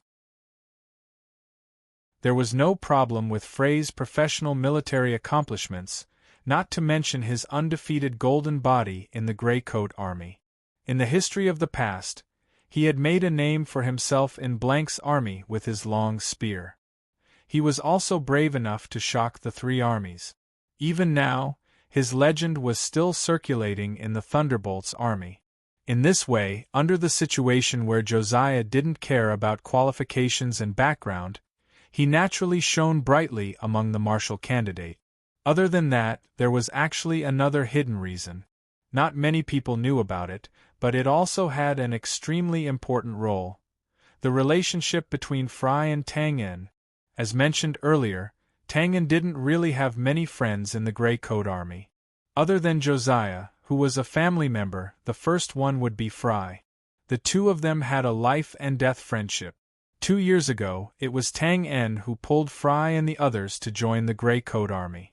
Of course, Josiah was very clear about this, so it was impossible to say that he didn't have any selfish motives. There were many things in the world that seemed to be coincidental, but if one looked carefully, many of them were also man-made. For example, the selection boundary that just happened to allow Fry to participate. Of course, this wasn't actually considered cheating. First of all, the starting point was for the sake of the Grey Coat Army. It was also a good thing to broaden the boundary and allow more officers to participate. Moreover, even if Josiah secretly helped, if Fry didn't live up to expectations, it would be useless. After all, in the military, one had to rely on one's ability to speak. Such an example was Fei Rue, who was standing next to Josiah now. He had a terrifying mental arithmetic ability and was praised as a smart person by Tang En. Josiah also gave him a lot of power and promoted him from a small soldier in the military logistics department to a person with real power in the logistics department. Fei Rue didn't disappoint Josiah at all. In this extremely difficult year, Fei Rue relied on his terrifying calculation ability to make use of the limited food to the limit and fully maximized its use. Although in the end, he was given the nickname Stingy Rooster, his ability was really amazing. It was hard not to be impressed. Okay, back to the main topic. The process of selecting the marshal candidate didn't need to be described in detail. What was important to know was that Fry eventually became the marshal candidate. He rose like a rocket and officially formed the 6th Division of the Grey Coat Army and became the general of the 6th Division. 2 years later, he came to the side of the old Omeng and listened to his teachings every day. However, he was no longer an assistant, but a successor. Of course, as mentioned earlier, Fry wasn't a marshal in the true sense of the word. He was still in the observation period. For example, although Fry was the one who came up with the plan for this battle, it still needed to be discussed by more than 10 high-ranking officers, including Josiah, before it was finally decided.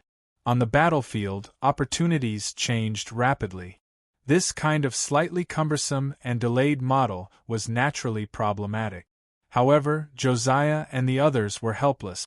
After all, this was a huge problem that concerned the lives of hundreds of thousands of people. It could be said that they had already given Fry the greatest freedom. The rest could only be slowly verified with time. Furthermore, looking down from above, Josiah could not help but sigh softly in his heart as he watched Fry lead a group of old brothers out of the fortifications and stride over. A look of regret flashed across his face. In fact, there was another main reason that no one knew except for her. Old Marshal Omeng was not dead yet, so he naturally had a decisive role in the selection of the marshal candidate. Among the many candidates, Omeng indeed approved of Fry the most, but this did not mean that Fry was perfect. Josiah clearly remembered Omeng's regretful evaluation of Fry. This was a warrior born for the battlefield. If there were no accidents at this age, he would be able to grow into a marshal of his generation. It was a pity that he had been idling in the mines for more than 10 years. This gap did not diminish his military talent, but greatly delayed and reduced the time and space for his improvement. The current him would have no problem becoming a general of an army, but there was still a long way to go before he could become the marshal of 3 armies. What a pity! Shaking his head slightly, Josiah looked at Fry, who was chatting happily with his old brothers not far away. His eyes flashed as he came to a realization. Perhaps Brother Fry also knew about his shortcomings and regret. That was why, when he had asked him to fight for the marshal's position, he had hesitated for a long time before agreeing. This was probably because he did not want to disappoint him for Tang En's sake. It was just that this way, a heavy burden like a mountain was placed on his shoulders. That was why Brother Fry insisted on personally leading the troops this time. This was probably to relieve the heavy burden in his heart. Chapter 893. A few days later, at noon in the 100,000 Mountains. On the slightly steep mountain peak, the sun was gloomy and the wind was bitterly cold. A group of more than 100 people hid behind a pile of huge rocks, shivering in the cold. From time to time, they would struggle to get up and lean on the huge rocks to look into the distance. Then, they would quickly shrink their heads back and mutter curses, appearing extremely wretched and sneaky. Damn it! What kind of business is there in this lousy weather? Boss, let's retreat? As soon as he said that, a fierce-looking man squatted down while holding his head. Retreat, retreat, retreat. Only he knows how to retreat. If he can't even overcome a small problem, retreat and drink the northwest wind. Huff. Retracting his hand, a middle-aged man with a long scar on the corner of his eye and a cold temperament couldn't help but scold with a sullen face. However, that last involuntary shiver had greatly reduced the effect of this instruction. Looking at his subordinate's bitter expression, the middle-aged man felt a little embarrassed. He stretched out his hand again. What the hell are you laughing at? Do you think it's so easy to be a bandit? This is King serious business. Being bold and ruthless is a must, but the most important thing is patience. Patience, do you understand? With patience, there is a very high possibility of a harvest. Without patience, not only will you drink the northwest wind, you will also lose your life. I've said so much, and you don't even give me a King response? I understand, it's weird if you understand. After glaring at him, the middle-aged man waved his hand dispiritedly. Forget it, it's meaningless to talk to a newcomer like you. Hee hee. Laughing embarrassedly, the man came over with some flattery and asked, Boss, I don't understand. Even if we don't get a deal, we won't lose our lives, right? Besides, with the name of our Tigashark bandit group, who dares to provoke us in the 100,000 Mountains? The Tigershark bandit group was one of the top bandit groups in the 100,000 Mountains. Of course, the scale of their numbers wasn't just the 100 or so people here. This middle-aged man who was called Boss was just a small leader. To be more precise, this was actually a small robbing team of the Tigershark bandit group. Who dares to provoke us? Humph, you're courting death. The middle-aged man's lips twitched, making the scar on his face look like a twisted centipede, which made him look even more ferocious. Don't keep your eyes on your peers. The regular army of the brand stationed deep inside the 100,000 Mountains is more than enough to annihilate us many times. If you don't believe me, you can try provoking him. Boss, you're being too. The burly man was obviously a little unconvinced. Originally, we were talking about the robbery, but you dragged the brand's regular army into it. It was like arguing about whether a wolf or a dog was more powerful, and you said that a dragon was more powerful. Wasn't that nonsense? Bah! Hearing the meaning of this brute's words, the middle-aged man was instantly enraged. He clenched his teeth and slapped him again. Damn it, who accepted a hothead like you into the group? Fine, you're not convinced, right? I don't believe that I can't deal with you. Let's not talk about the regular army, let's talk about something else. Do you know about the Fierce Wind Bandit gang? Covering his head, the burly man saw that his boss was angry and felt wronged. He said carefully, I've heard about it. It seems that they completely disappeared 2 years ago. I just came to the 100,000 Mountains this year. Damn, no wonder. I've really wronged you. I wouldn't dare. Boss, you're right. The burly man shook his head and said, Forget it, don't flatter me. Since I have nothing else to do, I'll tell you more today to broaden your horizons. And all of you, do you know about the Fierce Wind Bandit gang? If you don't, then listen to me. The middle-aged man waved his hand in a very stylish manner. Seeing that everyone's attention was focused on him, he nodded with satisfaction and said, Speaking of the Fierce Wind Bandit gang, they were a well-known name 2 years ago. They had more than 10,000 members and a huge force. They were not inferior to our Tigershark Bandit gang in terms of scale. Well, we still occupy some of their territories. It's a pity that they provoked someone they shouldn't have provoked. As a result, they were completely uprooted overnight along with their mountain stronghold. Their entire army was annihilated. The burly man gasped when he heard that. Whoa! Who did they provoke? They're so ruthless. You call this ruthless? Ha! The middle-aged man sneered disapprovingly. He seemed to have thought of something as fear flashed across his face. Then, he licked his lips and continued, Do you know who the original owner of Luacho Settlement is? The bandits were stunned when they heard that. Of course, they knew about Luacho Settlement. It was a settlement that was built in the past year. It was mainly used by the bandits to trade their stolen goods and trade with each other. This place was purely a product of chance. It was not built for long, but it became famous very quickly.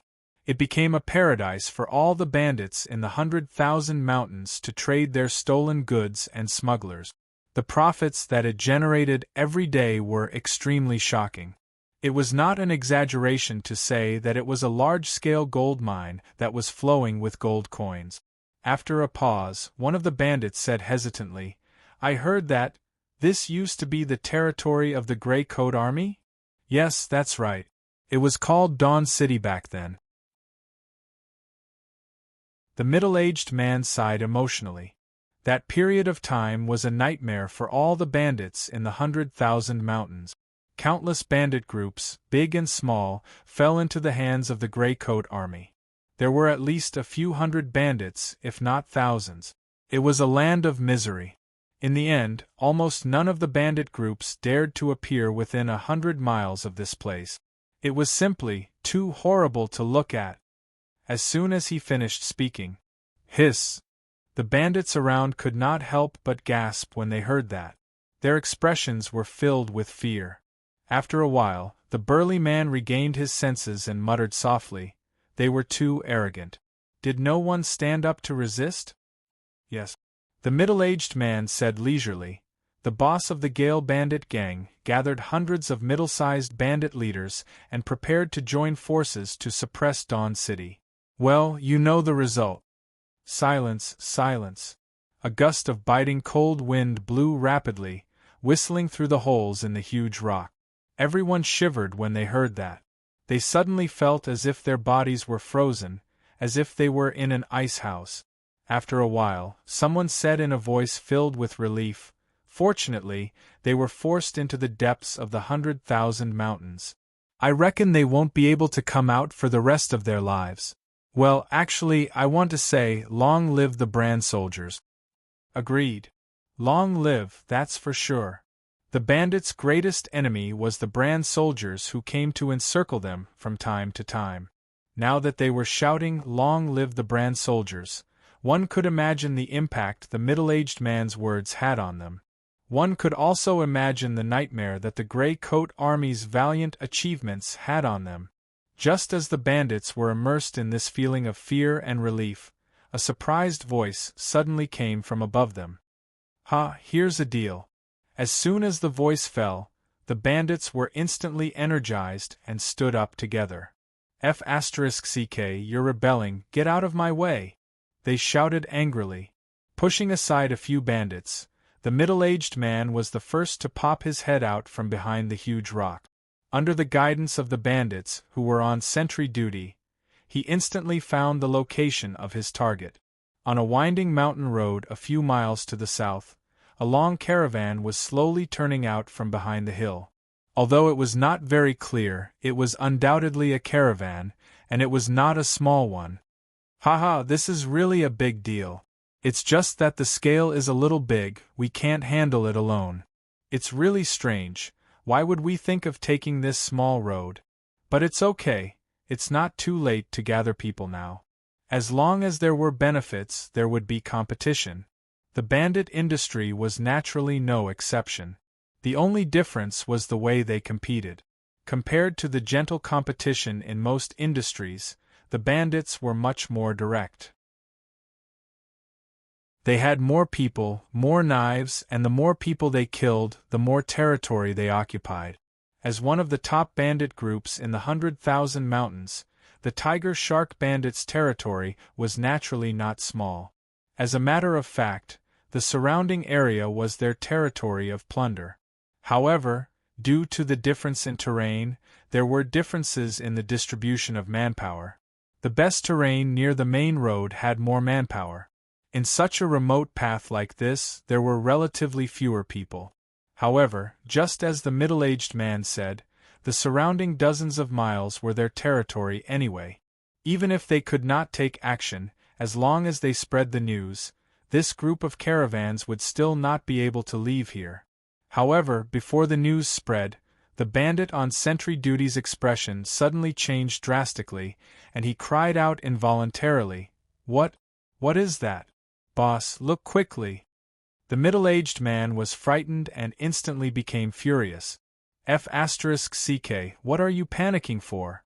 Can't you be a little more shrewd when you're so flustered? We are the King Tiger Shark Bandits, calm down." He turned his head unhappily, and his gaze instantly froze. In his line of sight, a few miles behind the caravans, rolling dust rose from the continuous mountains and spread wantonly. It was as if thousands of cavalrymen were charging at high speed on the mountain road, and the momentum was extremely shocking. In just a short moment, the caravans should have also felt this strange movement. Faint cries of surprise drifted over with the wind, and then the slowly moving caravans instantly sped up and rushed in this direction. What the hell is that? There was no need to guess. Under the strong blow of the biting cold wind in the mountains, the dust in the distance scattered slightly, revealing rays of reflected cold light that swayed incessantly. Although the bandits were generally not very educated, their years of robbing experience were not fake. Naturally, they could recognize that these rays of cold light were actually the reflection of regular armor. F***ck. Regular army? F*ck, this business can't be done. Who was the one with the crow's beak, just now, that shouted long live the brand soldiers? That's not right, they are in such a hurry. They are chasing this caravan. What are they trying to do?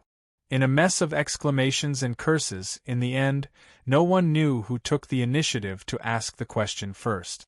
When the bandits heard the question, they first subconsciously looked at the caravans that sped up in panic, and then turned to look at the brand regular army that was chasing after them. An absurd thought quickly rose in their mind. They hesitated. Are they trying to rob us? F*ck. What kind of world is this? Even the brand regular army is out to rob us. F*ck. Can't they give us a way out?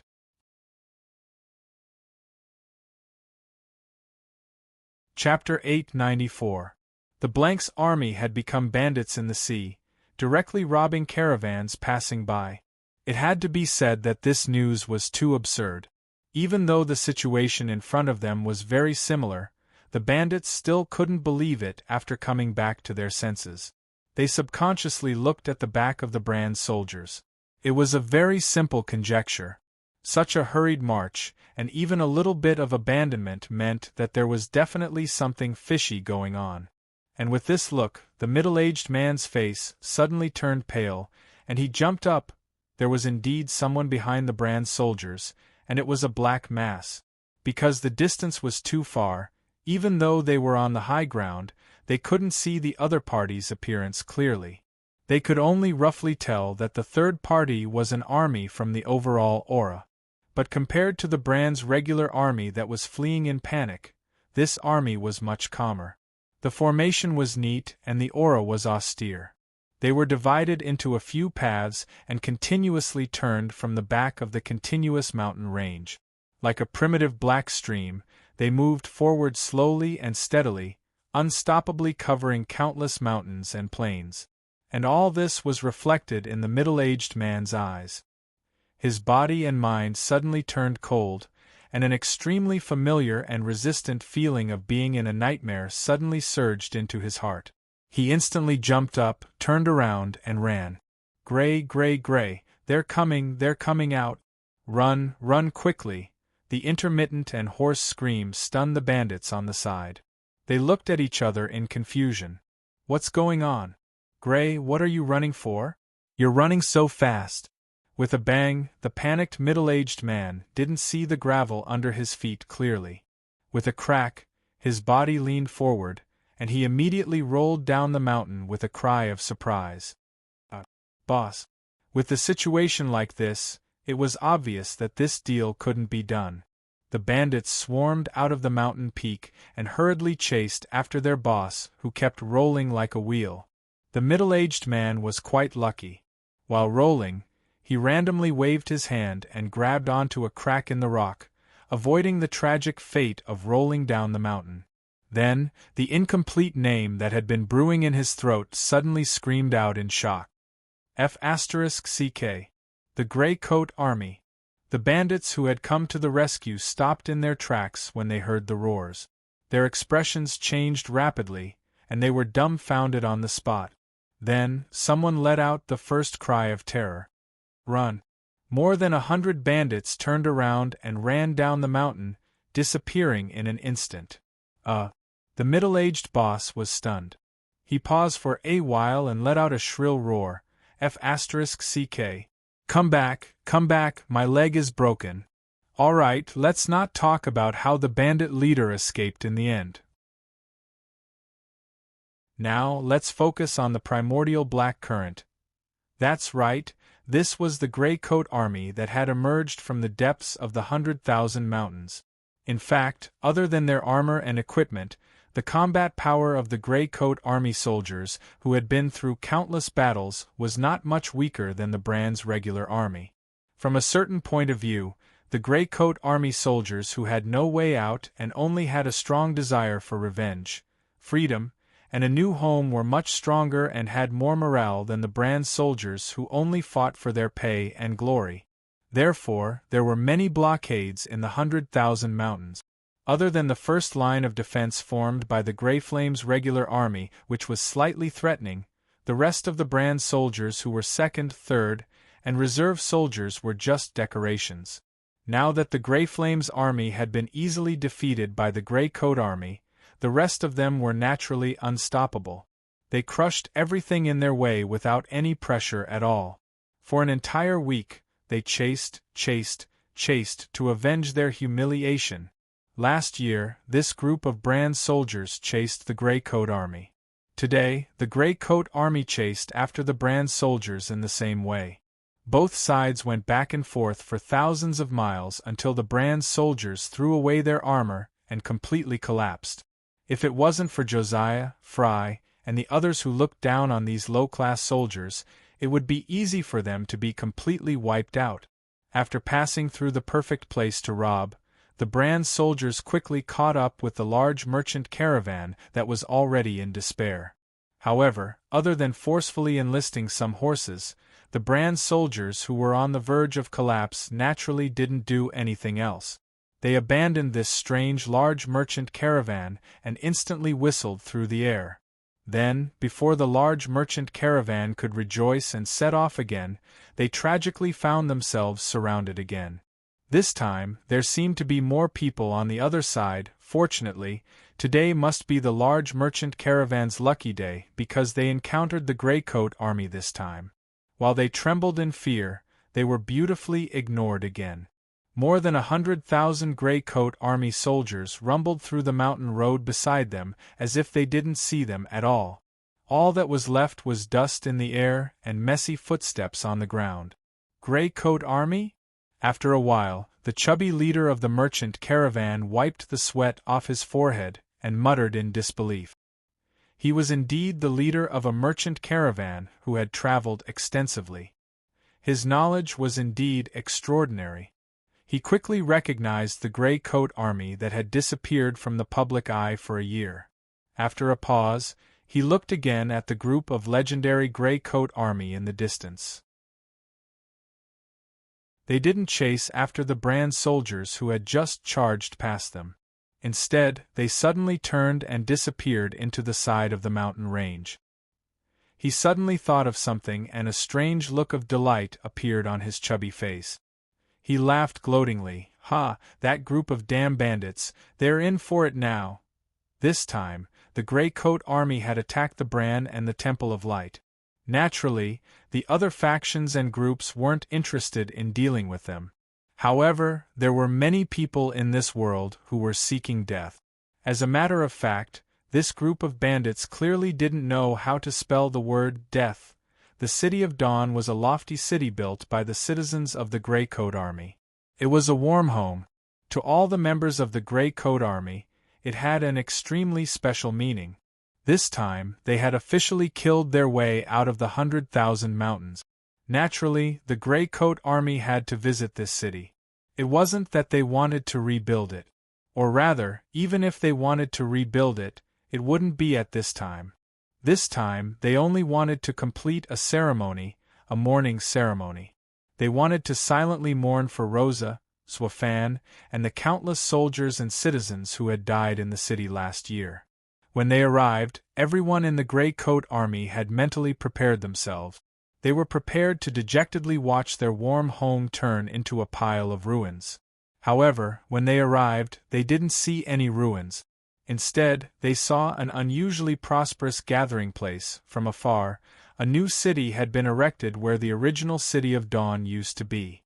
However, at a glance, one could tell that this so-called city was a crude construction that had been hastily built. Even the raw materials used to build the city walls were black rocks with obvious signs of being cut by knives and axes. They were clearly part of the former City of Dawn's city walls. There were all kinds of bandit flags on them that fluttered in the wind. This place was now called the Fallen Hill Gathering Place. It was the place that the bandits had occupied and built after the Grey Coat army retreated. These bandits had good foresight. The location of the City of Dawn had been chosen with great care. This was a natural place to build a city. Coupled with the stone walls that stretched across the mountains, It was an excellent terrain that was easy to defend and difficult to attack. If there hadn't been traitors last year, they would have been able to fight that battle. After the bandits discovered this place, they saw that all the building materials in the ruins of the original City of Dawn were complete. The planning and layout had also been completed. They were overjoyed and naturally built this gathering place. As for the current owners of this place, the countless bandits, they had probably received the news. They had sealed the city gates and were standing on top of the stone walls with all kinds of weapons in their hands, ready for battle. Logically speaking, it was impossible for these bandits not to know the power of the Grey Coat Army. After receiving the news, they should have fled. However, as the saying goes, benefits move people's hearts. The Fallen Hill gathering place had now become a large gold mine that was flowing with gold coins. In addition, the large bandit groups in the 100,000 mountains, including the tiger sharks from before, had all interfered here. The bandits, who were confident in their strength and blinded by greed, were naturally unwilling to give up on this precious land. Separated by a few miles, both parties looked at each other for a moment. Suddenly, a bold laugh came from above the stone wall. "Ha, what a rare and honorable guest! Greetings, esteemed members of the Grey Coat Army." As if he had just come back to his senses, Josiah narrowed his eyes and frowned. The black mass of Grey Coat Army soldiers and civilians behind him did not make a sound. They raised their heads and watched quietly. The silence was somewhat frightening. There was no response, but the boss of an unknown bandit group was not angry. His tone did not change as he continued, "I'm sorry, everyone. We didn't handle this matter well enough. However, I hope that everyone can understand. After all, after that incident, this place has become ownerless. Even if we don't come here, someone else will. Of course, I can understand everyone's feelings now. Why don't we sit down and discuss how to solve this problem first? Don't worry, I admire all of you from the bottom of my heart. I know that all of you are people who will do great things. So, as long as it's within my power, I won't refuse any compensation." His words were sincere and his posture was very humble. It had to be said that these words were indeed very pleasant to the ears. Of course, no matter who looked at the black mass of soldiers in front of them, who knew how many tens of thousands of silent soldiers, they would basically feel the same way. Due to the domineering reputation of the Grey Coat Army, although these bandits were protected by the city walls, it was impossible to say that they were not afraid. However, as the boss of the bandits had said, since the Grey Coat Army had been defeated by the Brand soldiers, this place had become ownerless. It was natural for them to occupy it. You have to be reasonable about this. It's okay if you don't want to be reasonable about this. You must have come here to do great things. You must have taken revenge on the Bran Empire. In this way, the destroyed City of Dawn will not be of any help to you. Why don't you just give it to us? Of course, everyone who came here to make a living depended on their abilities. They all had this awareness. Therefore, if you want to take this opportunity to ask for some compensation, don't be shy. It's not a problem at all. Even if you want to share the profits of the Luaccio colony, it was also negotiable. However, after saying so much, I don't know what everyone thinks. A bow? This, that, you don't have to be so polite. Amidst the bewildered voices, the black mass of people a few miles in front of the city suddenly moved. Some people took off their hats, and even more people took off their helmet. They placed their hands on their left chests and bowed with their heads lowered. This movement spread rapidly in all directions like a tidal wave. In just a short moment, everyone was silent and mourning. A solemn atmosphere instantly enveloped the entire place. The heavens and the earth were silent. On the city walls, the bandits looked at each other when they saw this. Some of them had smiles on their faces. They thought that the Grey Coat Army had accepted their fate. There were also some who were confused. After all, the Grey Coat Army's posture did not seem like they were expressing their gratitude.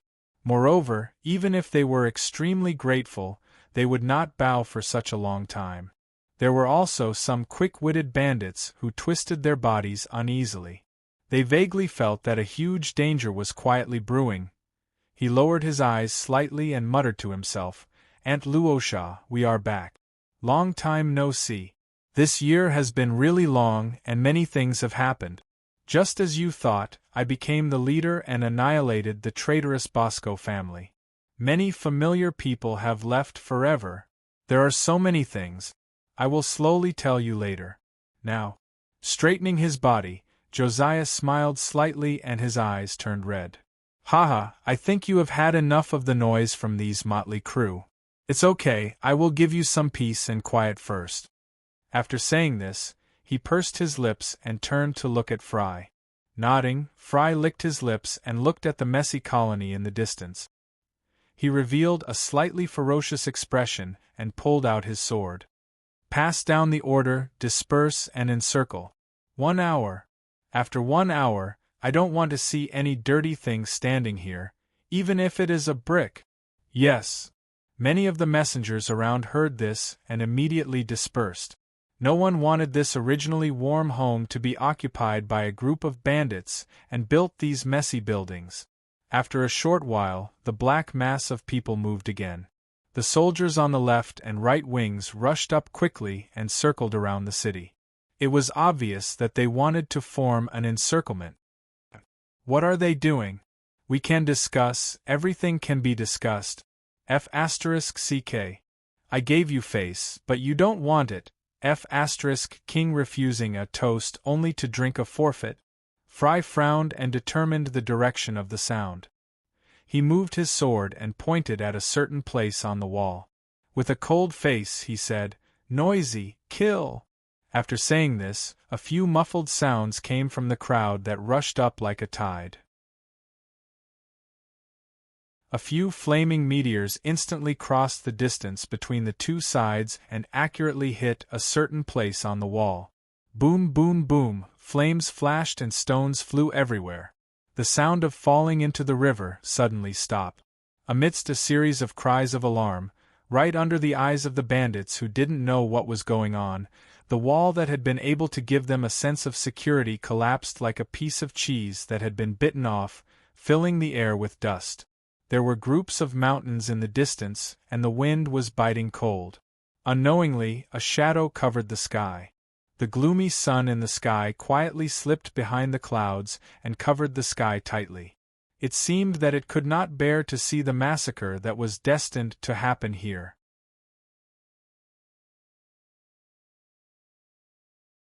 Chapter 895. The Grey Coat Army had made their way out. Just as the Grey Coat Army was mercilessly cleaning up the bandits who had taken over the nest in the 100,000 Mountains, the news had already spread like wildfire in a certain area of Bulin. Not many people knew about it, but it was enough to cause a huge uproar. The first to receive the news was naturally the Northern Military Division. Although the previous blockades were useless, the Bran officers were not stupid enough to not send people to spread the news. Shock, disbelief. All these emotions gradually reached the peak. After confirming the authenticity of the news, the military leaders started to panic. One must know that because of the recent actions of the northern wilderness tribes, everyone's attention was on the front lines. Who would have thought that before the barbarians even attacked, their own backyard would be on fire? In just a few days, numerous military orders were sent out from the Northern Military Division like snowflakes. New soldiers, reserve soldiers, retired veterans, second class, third class, and even unranked. No matter how strong they were, as long as they had a military record, they would not let them go. The military leaders crazily sent their troops into the cities around the 100,000 Mountains. At the same time, they prayed that the Grey Coat Army would be like last time, not attacking the central area of Bran and using peaceful methods to solve the problem. Without a doubt, such a wishful thinking was really naive. If one made a mistake and failed, it was still forgivable. However, if one made the same mistake on the same matter, then it was not a matter of forgiveness, but a matter of IQ. Josiah's IQ was obviously not a problem, so. Morning, Shanghai City. As a trading city in the north, Shanghai City was bustling with people and cars every day. However, in the recent few days, the people in the city suddenly felt that the atmosphere was a little weird. The 4 city gates were closed all day, and all kinds of large city defense equipment that had been sealed for a long time were transported out of the warehouses and onto the city walls. Following which, a large number of soldiers flooded into the city, and the nobles' carriages rushed out of the city towards the central area of Bran. Following which, the atmosphere in the city dropped to the freezing point, and the city officially entered a state of emergency. At this time, even the nobles and merchants could not leave the city. Honestly speaking, such a situation made the people in the city, who had always been calm and peaceful, feel uneasy and afraid. They knew that something must have happened, but they didn't know exactly what had happened. The barbarians of the northern wilderness were attacking? Impossible. Not to mention the fact that they didn't receive any news about this before. Even if the barbarians from the northern wilderness had really entered the Bran's border, they wouldn't have been able to reach Shanghai City, which was located in the hinterland of the Bran. The Grey Coat Army had disappeared for an entire year. In addition, Bran had strictly controlled the news about the Grey Coat Army. There was almost no news about the Grey Coat Army on the market. Hence, the people would not be able to link it to the Grey Army. Furthermore, even if they racked their brains, they would not know that the reason for the current situation was only because Shanghai City was located near the 100,000 Mountains. That's right, the geographical location of Shanghai City was right beside the 100,000 Mountains. Time was of the essence. The Bran military had already lost the initiative, and could not place the battlefield in the 100,000 Mountains. Now, they could only move their forces into cities like Shanghai City and wait for the decision of the Grey Coat Army. War? Or negotiation? The gloomy sun slowly climbed to the top of the eternal parabola. Suddenly, a cry of surprise came from somewhere, and the western wall was in an uproar. Looking down from a high vantage point, countless black dots that looked like ants were constantly moving in the distant mountains. They rushed out of the mountains one after another and converged into the plains, forming a boundless black line that connected the north and the south. It carried a piercingly cold fighting spirit that covered the sky and the sun as it pressed down like thunder. At this point, the hope of the Bran military was shattered. The Grey Coat Army had officially charged out of the 100,000 Mountains and attacked the Bran. Shanghai City. In the middle of the army, Josiah was still holding a magic wand and wearing a weird armor. He looked at the city wall in the distance and said, "I remember a few years ago when I was being chased, I entered the 100,000 Mountains from here with Uncle Darren and the others. I officially joined the Grey Coat Army and saw Auntie Rosa. That small team, Auntie Megan died and Borg betrayed us. Only Uncle Darren and I are still alive." Of course, there was still Tang En, but Josiah didn't mention him. He shook his head. "I didn't expect that I would walk this path again, and with such an identity. And, thinking about it, it's quite interesting. In the past, he was being chased. Now, he was being chased, so the feeling was naturally different. Of course, Josiah and the others didn't choose Shanghai City as their main target out of all the cities around the 100,000 Mountains because they were sad. It was because Shanghai City was famous and important enough. The reason was simple. Since they were going to fight, they had to make it painful. I don't have any complicated feelings. And I just hope that the name of the city of commerce in the north isn't just for show." Fei Rui shrugged his shoulders. Looking at the Shanghai City that was getting clearer and clearer, he licked his lips and his eyes lit up. "Let's fight our way in. Once we do that, I can have a good night's sleep." Haha. The higher-ups were stunned when they heard this, but they couldn't help but laugh. Just like what was introduced before, Fei Rui's current identity was one of the big shots in the logistics department.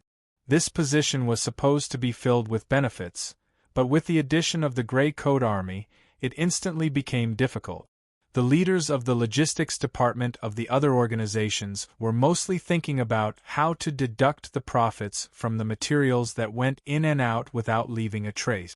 Fei Rui, on the other hand, was thinking about how to split 1 copper coin into 2 copper coins and spend 4 copper coins. In the end, he would receive 8 copper coins. This was so stressful. This was not a job that humans could do. Someone joked, "That's not a problem. After we enter the city and take over the treasury, I'll let you sleep on top of the gold coins for a night. I guarantee that you'll have a good night's sleep." Haha, that's a good idea. I think it will work. What are you laughing at? Fei Rui curled his lips and continued to complain. You don't know how hard it is because you don't know how hard it is to be in charge. I told you to be frugal, but you didn't listen. The battle a few days ago was just a bunch of bandits. Why didn't you just charge in and kill them? Why did you have to use the purple barrel cannons to destroy the low walls? Why did you have to say, "I don't want to see anything dirty standing here in an hour, not even a brick"? You guys felt good and were so domineering, but the exploding crystals that you shot out were all money. If it wasn't for Tang, if it wasn't for the brothers outside sending in so many exploding crystals, I want to see what you guys could be so arrogant today. The more he spoke, the more agitated he became. Thinking about how he had almost pulled out all his hair in the past year, Fei Rui was in tears. Ahem. Okay, your hard days are over. You'll definitely be able to replenish your energy when we enter the city. Fry coughed twice and heard that he was being dragged into the conversation. He could not help but feel a headache coming on. Josiah's thin eyebrows moved slightly when he heard this. He turned his head and said solemnly, "Brother Fry, according to our previous discussion, the army will be completely under your command after we enter the city. Please restrain everyone and remember the motto of the Gray Coat Army. Our enemy is Blank's army and the rich but heartless nobles. Do not do anything that disturbs the people. Otherwise, you will be severely punished." Fry also knew that this was a serious matter. The Gray Coat Army was formed from the commoners. Of course, they would not do anything that would destroy their own foundation. He nodded solemnly, "Rest assured, leader." When Josiah heard this, he smiled and did not say anything else. However, if their conversation spread to Shanghai City, the brand soldiers on the city walls would probably go on a rampage. The battle had not even started, and you guys were talking about what would happen after entering the city. What was the meaning of this? You guys are obviously looking down on us. In truth, there was no need to look down on us. A few miles outside the city, which was the maximum firing range of the Mjolnir on the city walls, flags were raised high, and the 100,000 Gray Coat Army stopped in their tracks. The atmosphere was solemn, and the birds did not come close. The battle was about to begin. There was no declaration before the battle, and there was no interest in mocking the enemy. Fry squinted his eyes and looked at the empty space between the two sides. He waved his hand. In an instant, rows of Gray Coat Army soldiers with sabers on their backs and shovels in their hands stepped into the open space. They didn't care about the cannons that were raised high above the wall. They bent down and focused on digging the ground with their shovels. Mud splashed everywhere, and the place was in full swing. A cold wind blew, and dust flew everywhere. The battlefield was silent, and the atmosphere was a little weird. The Bulan soldiers on top of the wall looked at each other, dumbfounded. Logically speaking, in a siege battle, the enemy shouldn't be rushing to the bottom of the wall with the ladders and leaving behind a large number of corpses. If the enemy was strong enough, they would be able to quickly occupy the top of the wall. Or should they be swept down and come back after a breather? What kind of move was digging? Digging a tunnel into the city? Please, don't you think it's too late? Moreover, how could they dig a tunnel so openly? Why not just dig down the city walls? Hee hee, you must be joking, Not to mention whether or not this method would work. Even if it did, such a huge project would take a few days. TSK, I think those brand soldiers are calling us fools. Fei Rui smacked his lips, shook his head, and sighed as he watched the soldiers dig a hole and bury themselves in it. That was indeed the case. After being stunned for a moment, bursts of laughter suddenly came from the city walls in the distance. It did not stop at all. The wind was mixed with mockery and ridicule, like, lowly people will always be lowly people. They don't forget to farm even when they're fighting a war. It's okay. Josiah's lips curled up slightly. Smart people laugh at fools, and fools laugh at smart people. Both sides will feel equally happy. Well, let's see who will have the last laugh.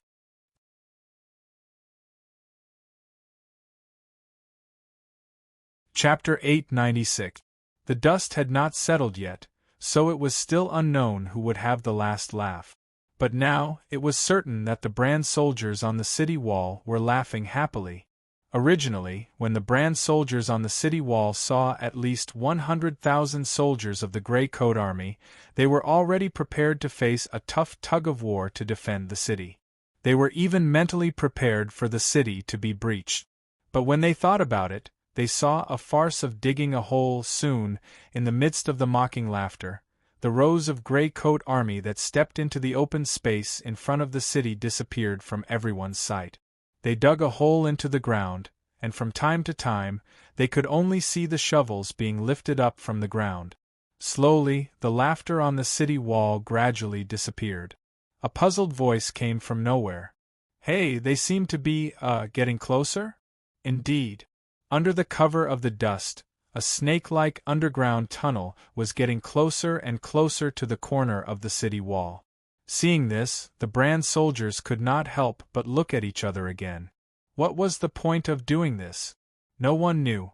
But at this time, even a pig would know that the current situation was not normal. After all, the enemy was getting closer and closer.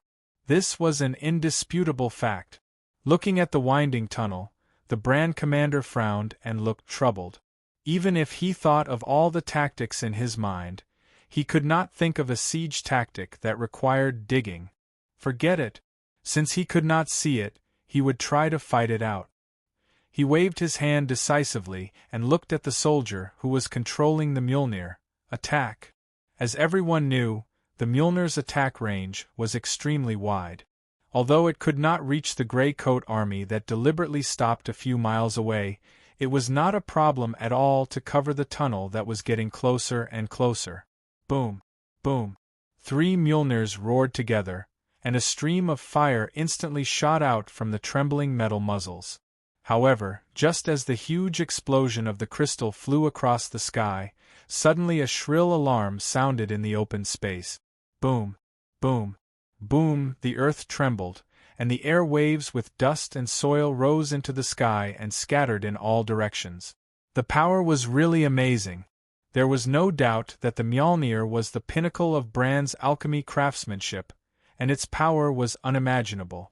If the Grey Army had used a proper siege tactic, this round of cannon fire would have been enough to wipe out an entire battalion. But now, as the cold wind blew, the dust settled. Apart from the 3 huge scorched pits, the winding tunnel was still extremely eye-catching in everyone's sight. After a pause, the shovel was raised again, and the soil continued to be dug up. Everything was normal, as if nothing had happened just now. Bang! The commander's face turned ashen as he punched the brick wall. At this point, not only him, but even some of the veterans had figured out what was going on. The greatest power of Mjolnir was, of course, the explosion. If it was hit directly, even a high-level martial artist would end up without a corpse. However, on the battlefield, the Mjolnir's greatest damage came from the ring-shaped shockwave that rolled out after the explosion. It was not an exaggeration to say that as long as one was hit or even grazed by the shockwave, one would immediately experience the supreme pleasure of being thrown into the air and freely disintegrating in the air. But now, the Grey Coat Army soldiers had already collapsed in the tunnel before the explosion. In this way, As long as they were not unlucky enough to be hit by the Mjolnir, the shock wave that roared from the ground would naturally not hurt them who were hiding in the pits. Damn it, how did this group of lowly people think of this method?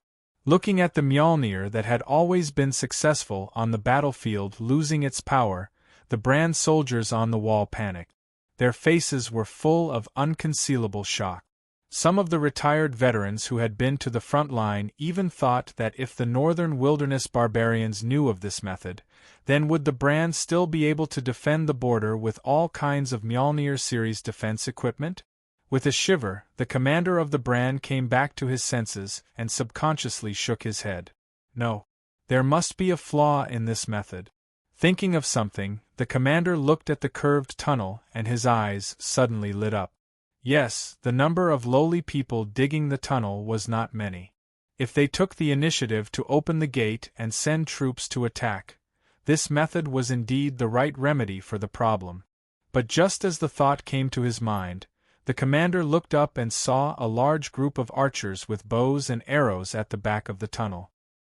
He suddenly felt as if a basin of cold water had been poured over his head. Obviously, the Grey Coat army had already considered the flaw in this tactic and sent out archers to protect the rear. If they rushed over without caring about anything, they would probably be nailed to death on the spot by countless arrows before they could reach the tunnel. F***ck.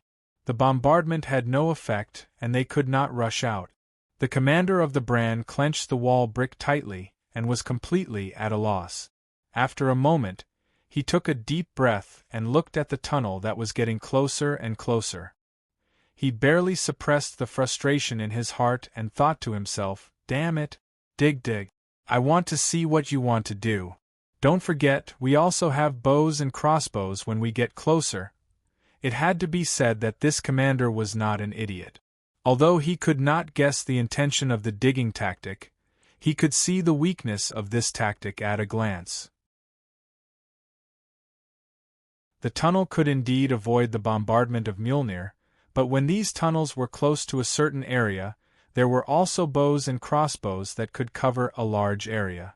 Even if they hid under the tunnel, they would not be able to escape. However, would that scene really happen as they wished? He sighed with emotion. Elder O often said that war is a competition between large-scale forces with comprehensive combat power. It can't be. But in this, sometimes there are some individual variables that can affect the direction of the battle and even determine the outcome of the battle. For example, a practical killing weapon on the battlefield, like the Mjolnir from many years ago, or like the purple bore cannon that we have in our hands now. Pause for a while, Fry continued, because such a killing weapon will change a lot of things. There will be some new tactics and strategies that are specially designed to complement it, and it will often catch the opponent off guard. For example, even if the enemy commander thinks until his head explodes, how would he know that we are digging to send the purple bore cannon into their attack range? Suddenly, there was a loud boom. It was as if thunder was rolling in the sky, and the sound was intimidating. Needless to say, this was the furious roar of the Mjolnir. Although the commander had already decided to wait, looking at the tunnel getting closer and closer, he could not help but panic. This was the reason why the unknown was the most terrifying. It was also because of this that they had resorted to such a hysterical method of bombardment. As for the result, they continued to dig, and they continued to get closer. There were no changes. Hee. Feeling the anxiety of the enemy commander, Fry laughed and pointed at the Shanghai city wall. His expression was firm and confident. "We have taken down the first battle." That's right, this was the true first battle of the Grey Coat army. As for breaking through the blockade, it was just a warm-up. Although the battle had not even started, it seemed like they were too arrogant and careless to think that they would win. However, Josiah and the others were not surprised. Fei Rui even changed the topic and asked curiously, "Is it just a killing weapon? What about people?" "Oh, I'm talking about those heroes who can decide the outcome of the battle alone." This was the difference between experts and amateurs. Fei was good at logistical management, but in terms of commanding, he was a complete amateur. In his opinion, compared to weapons of mass destruction on the battlefield, heroes who appeared out of nowhere were undoubtedly more attractive and legendary. They were also more in line with the aesthetic standards of laymen. Fry did not mock such amateurs. Thinking about it, he nodded. And there is one. An army god Z. As long as he stands there, it will be an impeccable and perfect strategy. Although it was difficult for Fry, who had wasted more than 10 years, to climb to the top of the military, Ziyi's supreme position in the hearts of all the warriors could be seen from the fact that he was praising Ziyi so wholeheartedly, to the extent that it was a little nauseating. This position was not to be doubted. Even Fei Rui, who was not good at military affairs, fell silent when he heard this. After a while, he sighed and said with a face full of joy, Luckily, Ziyi is dead. We have one less big enemy. Otherwise, it would be hard to say what would happen this time. When the upper echelons of the Grey Coat Army heard those words, they all nodded their heads in agreement. As people of the Bran, it was impossible for them not to worship Z. However, he was the Bran army god and not the Grey Coat Army. If Z was still alive, he would be a huge enemy of the Grey Coat Army. On the other hand, Josiah's expression was a little weird. Of course, he knew that the purple cannon was made by Z. Now that he heard those words, his mouth twitched. He waved his hand to stop Fei Rui's impolite attitude. In front of a huge battle, let's not talk about such things. He squinted his eyes and looked at the curved hole. How is it? Is the distance enough? Fry stretched out his hand to measure and nodded. It's barely enough. And that's it. If we continue forward, we will enter the range of the city defending crossbows. As he said that, he waved his hand behind him. The hundreds of people who had been waiting for a long time quickly jumped out from the archer camp. They carried something on their backs and jumped into the tunnel. Then, they were like rats running in the tunnel, instantly disappearing into the ground. On the other side, Fry nodded towards Josiah and the others. His expression turned serious as he urged his horse to the front of the formation. It was okay to underestimate them before, but when it came to a real battle, they could not be careless. The war blade was already in his hand, so he did not need to do anything. When Fry entered the front of the formation, a murderous aura filled the air. It was like a dark cloud covering the sky, covering the Shanghai city wall a few miles away. When a person killed many people, he would naturally have the confidence to look down on everyone. An army that had seen the Chiqua battlefield and won many battles would naturally have a sharp edge that was as immovable as a mountain and disdainful of the world. With a hua sound, the city wall defending army that was made up of many random soldiers had never seen such a scene before. Following which, under the scolding of the various officers, they returned to dead silence. They held onto their weapons tightly and swallowed their saliva with difficulty. Their eyes were fixed on the gray-shirt army that was slowly moving. Bran could not help but sigh when he saw the situation. He knew that the outcome of this battle was uncertain. Although the defending side had a natural advantage, and the casualty rate was 3 to 4 times that of the attacking side, it was normal. However, that also depended on the quality of the soldiers on both sides. The bunch in front of him that he thought was a bunch of thugs were obviously experienced soldiers. On the other hand, who knew where the morale of the random soldiers on his side had long been suppressed, forget it, he would lower his target. As long as he could hold on for 2 days, no, 1.5 days, he would complete his mission of delaying them. At that time, he would lead his troops to retreat. Thinking about that, Bran took in a deep breath. His eyes were bright as he stared at the moving army in the distance. He was ready for battle. The battle was about to start. Everyone on the city wall, including the metal cannons, were focused on the moving army in the distance. However, at that very moment, suddenly, a series of muffled sounds sounded out like war drums, following which numerous fireballs filled the air above the city wall, instantly filling up every inch of their vision. What was that? That was their first reaction. Where did it come from? That was their second reaction. The next moment, cold sweat covered Commander Brand's forehead. He suddenly realized that he had forgotten something. The twisted tunnel that he did not know what to do. He quickly lowered his head and saw that at the front of the tunnel hundreds of metal pipes were like hollow bamboo that had been cut from the root.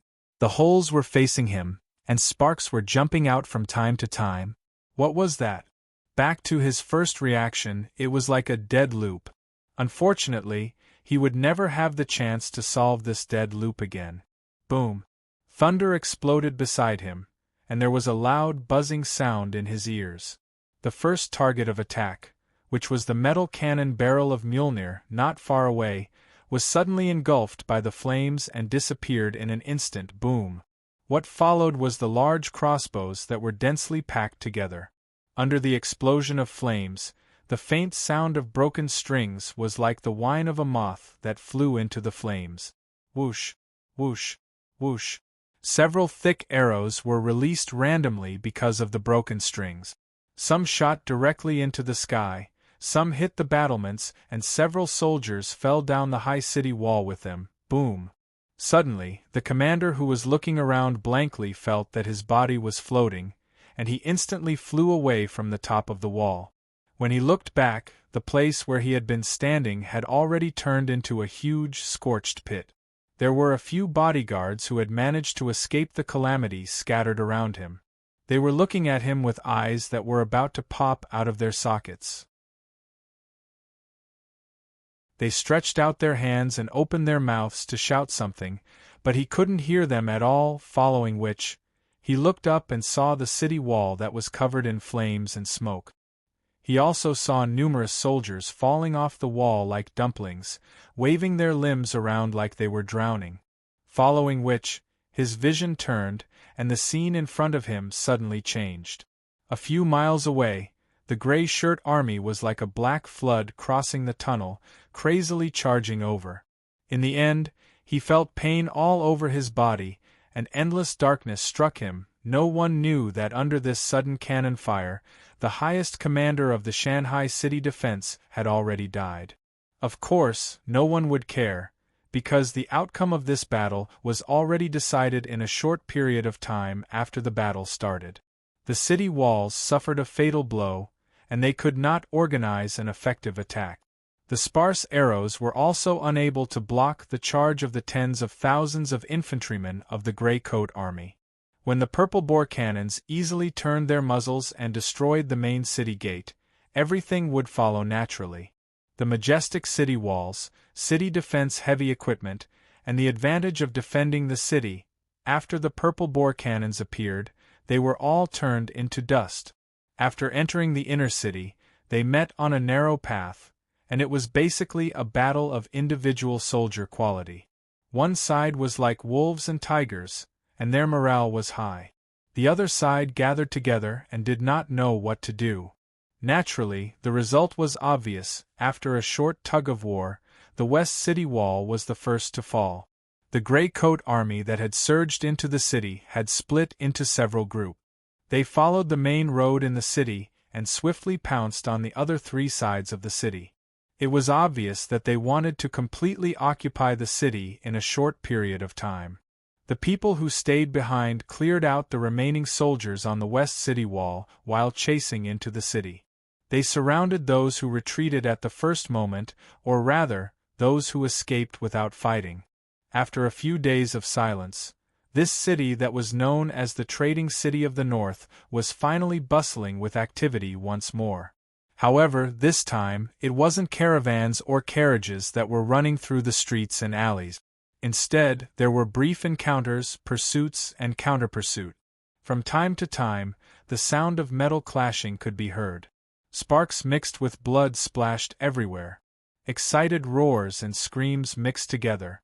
In just a short moment, the city was plunged into chaos and clamor. As the trading city of the north, Shanghai City was naturally much bigger than a normal large city. Hence, after a short while, close to half of the hundreds of thousands of gray-coat army people that stayed outside the city rushed in, occupying all the road. It did not seem too crowded.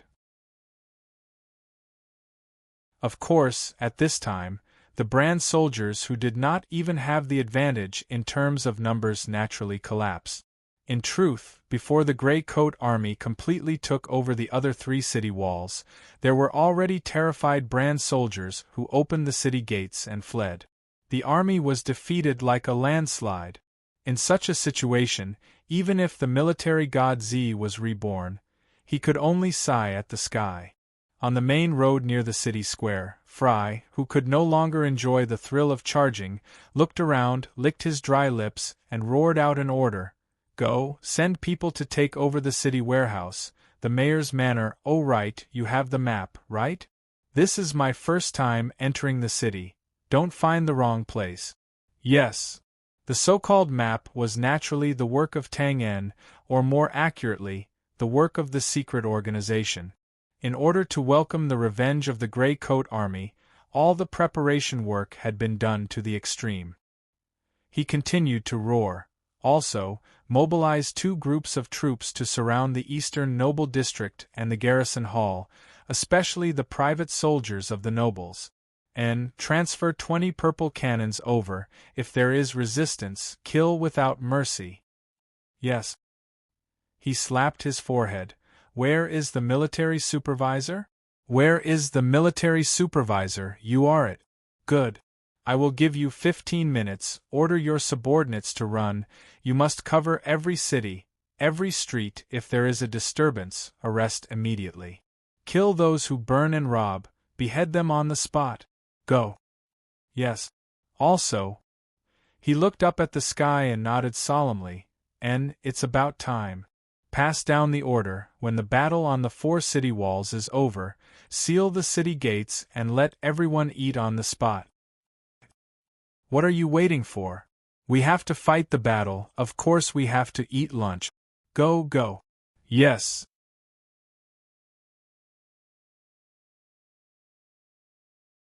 Chapter 897. P.S. Reporting. The civet cat has returned to the cat house. Updates will continue as usual. At noon, as the western city gate was completely controlled and the other 3 city gates were closed one after another, the city of commerce in the north slowly calmed down again after an extremely violent uproar. Of course, it wasn't absolute silence. There were still large groups of soldiers running through the street. Occasionally, there would be angry shouts, weapons clashing, and even screams. The fact that the gray-coat army destroyed Shanghai City's defenses so easily was out of everyone's expectations. With that, there were naturally some brand soldiers who couldn't escape the city in time. As the gray-coat army took over the city, they were like rats in a bellows, unable to advance or retreat. It was only a matter of time before they were surrounded and killed. Furthermore, although Shanghai City was slowly calming down, the atmosphere in the city was becoming more and more oppressive. It was as if one could casually grab a handful of negative thoughts from behind the doors, windows, and other narrow spaces. Panic, fear, trembling. It was as if a mountain was pressing down on one's back, making it difficult to breathe. A few days ago, the various strange occurrences in the city had already made the citizens guess that there was going to be a war here. However, what they didn't expect was that the seemingly indestructible Shanghai City defense was so weak.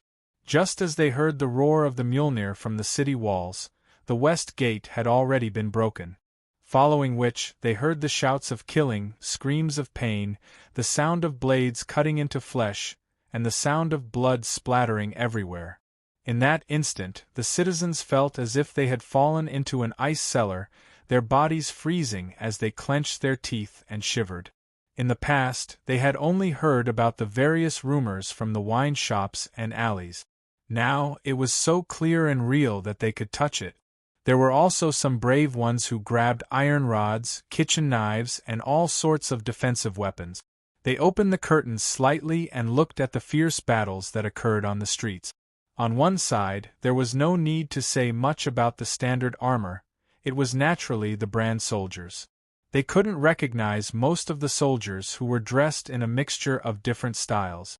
However, when they saw that they weren't the tall and burly barbarians from the northern wilderness, they couldn't help but feel a little relieved. But then he thought that it might be a cruel bandit or something, and he couldn't help but feel his heart in his throat again. After all, there wasn't much difference between the two to ordinary citizens. However, the brand soldiers whom they had high hopes for were still so disappointing. Most of them were running around aimlessly like headless flies. After being surrounded, they barely managed to turn around and fight, but they were also hacked to death on the spot in a short period of time. There were even some who threw away their weapons and raised their hands in surrender.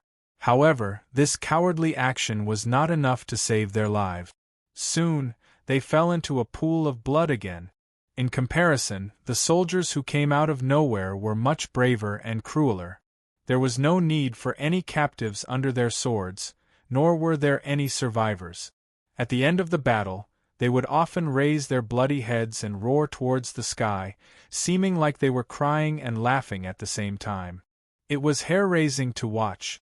It's over, it's over. It's really bandits. Under the fearful gazes of the citizens, Shanghai City finally returned to its original silence. There was basically no sound that could be heard anymore. Following which, large groups of bandits came under their noses and took over every street, alley, and even every corner of the city. This action undoubtedly deepened the fear in the hearts of the citizens. Look, the enemy has already spread out to prepare. Next should be the massacre of the entire city. Silence. Silence. Dead silence. It was as if even the air had become thick and thin. The people who didn't even dare to breathe heavily seemed to be abnormally short of breath. Faintly, there seemed to be sobbing sounds coming from afar, faint and weak. A huge and empty, mournful atmosphere enveloped the sky above the city. It was as if thick dark clouds had covered the sky, and there was no light at all. Behind the windows and doors, countless terrified and desperate gazes stared at the streets outside. Their minds were blank, and the thoughts of fear and resistance constantly intertwined.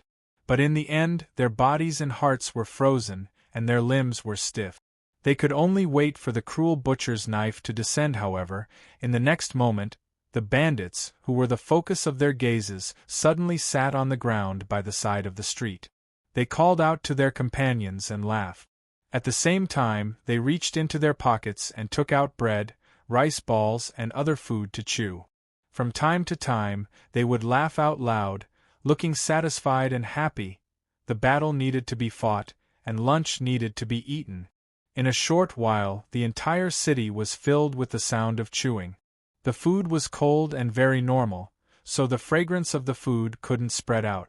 However, these bandits seemed like they were tasting some delicacies. They were exceptionally happy and satisfied. This strange and bizarre scene caused countless people who were looking over to be dumbfounded. They couldn't understand why these bandits would rather sit cross-legged on the ground than force their way in. To put it bluntly, even if they weren't here for money and beauties, they could have found better food than the ones in their hands. Gulp. Swallowing their saliva, the worried citizens realized that, unknowingly, it was indeed time for lunch. TSK, as expected of the city. Even a random iron sheet hung with flowers. It was so King beautiful. Looking at the exquisite signboard of the shop not far in front of him, Nyo was in a good mood, or more accurately, he was very happy. This was not only because he had just won the battle and survived. The name Nyo was not a so-called nickname, but a real name. Nyo's background was extremely poor. It was somewhat of a compliment to say that he was a poor person. In that ignorant and backward mountain farm, his father, who had never left the mountains in his entire life, naturally thought that Nyo's life was the strongest and the easiest to raise. Therefore, Nyo, who was ranked second in the family, had such a name. Ernyo had never felt dissatisfied with this name.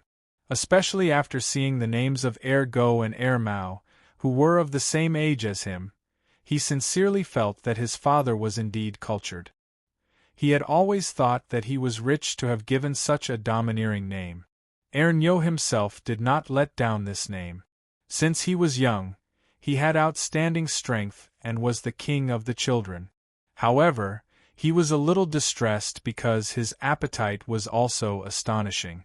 The 2 mu of harvest in the family's poor farmland could not provide for his hungry stomach.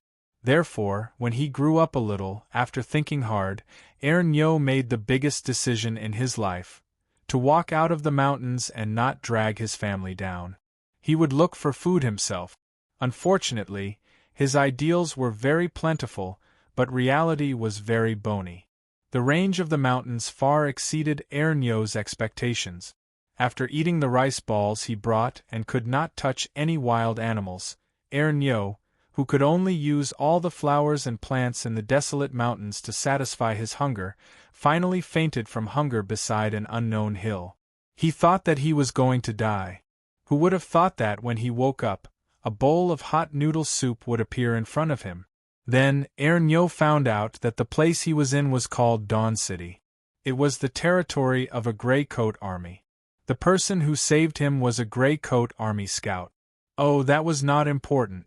What was important was that after Ernyo finished that bowl of delicious noodle soup, the craftiness unique to the people in the mountains immediately made him decide that he must shamelessly stay here.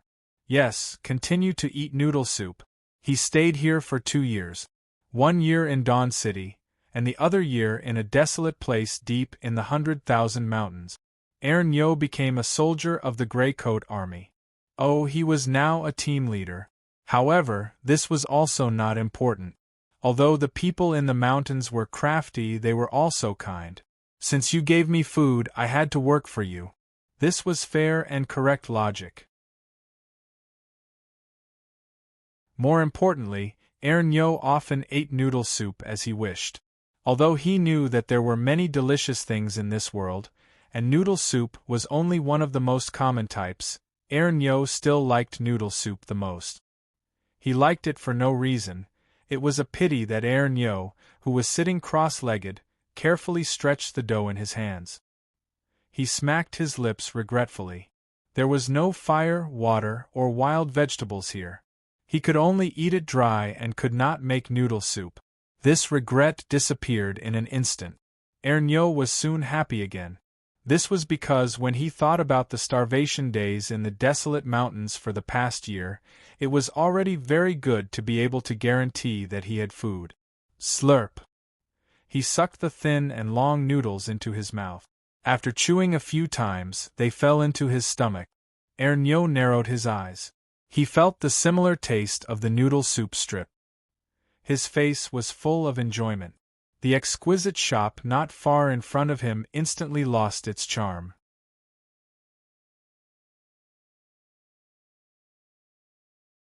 Chapter 898. There was no need to hide the 7 emotions and 6 desires, the 3 poisons and 5 bitterness. Everyone had them. When a person suddenly had the capital and strength to surpass most people in a certain area, the beliefs that they held on to in the past would inevitably be greatly affected. They might even slowly deviate, become arrogant or fall. Just like those normal people who suddenly became rich, they might act out of character and reveal a completely different side of themselves. They would be called the nouveau riche. This did not mean that they were like that. It was just that their current state of mind could not control such a huge change, causing the various negative emotions hidden in their hearts to explode without limit. Do not forget your original intentions. Sometimes it was not as simple as one thought. Hence, looking at history, after every war, there were many cases of cruel massacres, burning, and looting. Sometimes, it was not because the generals were cruel and heartless. They just knew that they could not control the tens of thousands of soldiers who had just won and were excited. Suppressing them would only lead to a rebound. Why not let them do whatever they wanted to accumulate motivation and morale for the next war? Luckily, the lucky Shanghai city people met the Gray Coat Army. They met this army that was almost completely made up of civilians and had strict rules and regulations. More importantly, the past year of hardship had allowed the entire army to undergo extraordinary tempering. Now, not only were their thoughts pure, their desires were really small, so small that a bowl of hot noodle soup was enough to make them feel satisfied. West of the city, beside a secluded street, 10 people sat cross-legged on the ground without taking off their armor. They laughed and ate the simple food in their hands while looking at the surrounding buildings. They did not hide the shock in their eyes as they exclaimed, "So this is the city, it's simply too big." Their education level was not high, so after holding it in for half a day, they could only squeeze out some praise. "The houses are so tall, 3 stories, 4 stories. There are more than 10 stories over there. Living there, aren't you worried that it will suddenly collapse? I built a 2-story house in my hometown, and when the wind blows, half of the roof grass will be blown off. I'm worried that when I wake up, the house will be gone. The building materials are different, and that should be a magic tower. It's different. Captain Erniu, this is the city. Do you understand the city? Don't compare it to your barren mountain farm." Ha ha! The 10 people laughed out loud. F***ck. Laughing at me? How are you any better than me? Ha ha, at least I've seen a real city. What's there to brag about? If you live so high up, you'll freeze to death sooner or later. Their conversation was filled with the tone of a loser, but it sounded incomparably joyful. Most of the people in the Gray Coat Army came from low and poor backgrounds and did not have much experience. Among them, there was no lack of people like Nyo who had only been in the mountains before. Of course, there were definitely people who had seen cities before, but there weren't many who had seen such a bustling trade city in the north. Now that Pooh had entered, he was naturally shocked. The smooth and wide roads, the beautiful and magnificent sculptures on the side of the streets, the tall and exquisite buildings, all of these made the group of soldiers of the Gray Coat Army feel very novel. Their eyes were filled with undisguised longing, and even a little greed. Water flows downwards, but man walks upwards. It was human nature to yearn for good food. It was naturally impossible for him not to want everything in front of him. Moreover, these things were basically at his fingertips now. However, these thoughts were really very slight and could almost be ignored. He lowered his head and took a fierce bite of the food in his hand, diluting it. They had the weakest needs, but they also had the greatest ambitions. They had not defeated the Bran, the Temple of Light, and their revenge had not been successful. What was the point of thinking about these things? What they needed to consider now was that although the dough tasted good, they had to eat sparingly. Otherwise, there wouldn't be enough for a bowl of noodle soup in the future. Licking his lips, Nyo carefully wrapped the dough and took out a large ball of dry rice. The surrounding soldiers naturally knew their captain's unique hobby. Seeing this, they could not help but tease, "Hee, still saving? Captain Nyo, I saw you hide this dough like a treasure a few days ago. Be careful not to eat it, it will spoil." "Yes. Besides, we have already taken down a city. Who knows how many good things there are in the warehouse in the city. There will definitely be enough dough in the future. It's better to eat it now." After pouring out the empty kettle, the soldier scratched his head. "Why don't I go and find some water now? The fire is ready-made. Although there are no wild vegetables, it's not a problem to make a bowl of noodle soup. Go, go, go." He waved his hand to chase them away. Although Nyo was also tempted, he knew that everyone was making fun of him. After all, the water source was indeed a problem. This was not a farm in the mountains. It was easy to find some deep wells. If not, it was also possible to find a small river or something. However, this was a city where every inch of land was worth gold. If they wanted water, they could only borrow it from the citizens' homes. However, the higher-ups had already made a rule that they were not even allowed to enter the door, let alone borrow water. As such, everyone could only chew on the rice balls and swallow it with difficulty, with saliva secreted from their mouth. Of course, clean drinking water was an important part of military logistics. Now, the city was also rapidly distributing it. However, because there were too many people entering the city, they could not take care of this slightly remote place for a while. Fortunately, everyone was already used to it.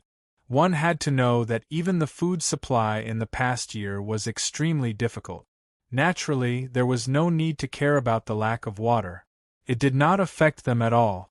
They ate as usual and laughed from time to time.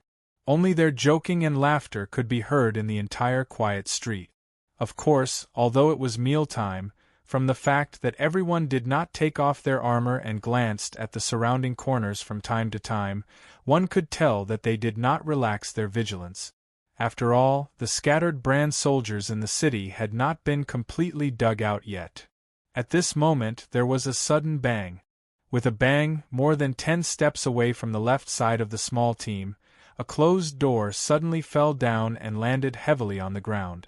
The sound of the collision was not loud at first, but now it was extremely clear in this quiet street. It was as if thunder had suddenly exploded beside them. In an instant the laughter stopped abruptly. The faces of the small team of soldiers turned solemn. They did not care about the food in their hands. They immediately grabbed the weapons beside them and squatted down. Their eyes swept over fiercely like an eagle's. In an instant, they assumed the most suitable posture for a battle. The sound came from a private house. Behind the fallen wooden door, 2 figures, one big and one small, were half exposed. One was a beautiful young woman, and the other was a girl with pigtails. Looking at the fallen door in a daze, the two of them raised their heads stiffly with their mouths half open. They looked at each other, their gazes shrinking and trembling. Their faces were pale and gloomy, and their fear was obvious. There was a moment of dead silence. "I'm fine." Waving his hand, Nyo slowly relaxed his tense body and took the lead to break the dead silence and suffocating atmosphere. He smiled at the mother and daughter and nodded. However, the latter obviously did not feel this kindness. Looking at the door that had fallen outside the door, her gaze shrank. She wanted to help but did not dare to go out to help. After thinking for a while, Nyo put down the weapon in his hand and slowly got up with his hands empty. Obviously, the Grey Coat army had attacked the city too quickly. Not all the people could be prepared. Although the door was not heavy in the panic, it was not something that the mother and daughter could completely erect. In addition, perhaps because they were peeking through the crack in the door just now, the two of them accidentally knocked down the door. Looking at the muscular Nyo walking over, the beautiful young woman seemed to have seen a cruel demon approaching ferociously. She pulled the girl behind her and opened her mouth as if she wanted to say something, but the great fear made her unable to make a begging sound. She could not take a step forward to escape. She could only protect the girl behind her with her face full of despair. "Ha ha!" At the back, the dozen or so soldiers could not help but cover their faces and laugh when they saw this. They did not give the captain any face at all and looked as if they could not bear to watch. On the other hand, Nyo, who consciously put on the most brilliant and sincere smile, put down his arm awkwardly. Like an apprentice who had been reprimanded by his teacher, he lowered his head and walked a few steps quickly. He did not dare to look at the beautiful young woman again. He bent down and grabbed both sides of the wooden board and lifted it with force. However, just as he raised his head, a strong wind suddenly attacked his head. "Be careful!" A loud warning instantly sounded from behind him. Nyo instinctively turned his head. With a bang, the part of his shoulder that was close to his neck suddenly hurt. It was not a fatal attack. Nyo unconsciously raised his hand and rubbed the red side of his neck.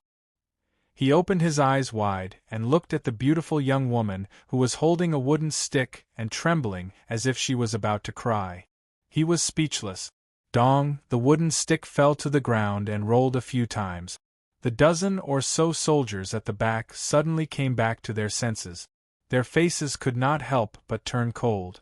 They grabbed their weapons and slowly stood up. At this moment, other than the eastern noble district that was still a little chaotic, Shanghai City had basically settled down. On the big and small streets, one could see soldiers sitting on the ground and eating heartily. They needed to stay here for a period of time until Shanghai City was completely stabilized. This was the first brand city to be taken down. If nothing went wrong, this would also be the rear base camp of the Gray Coat Army.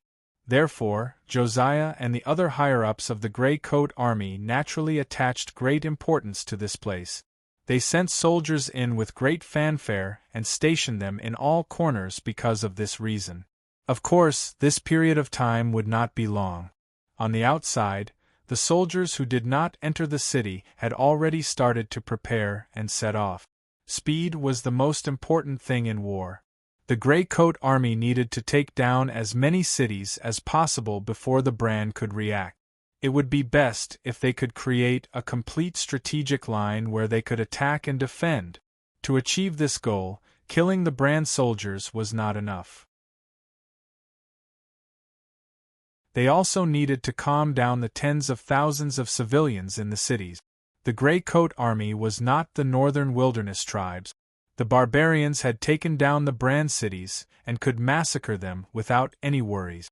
Or they could kill a batch, rope in a batch, and frighten the majority to complete the goal of stabilizing the city.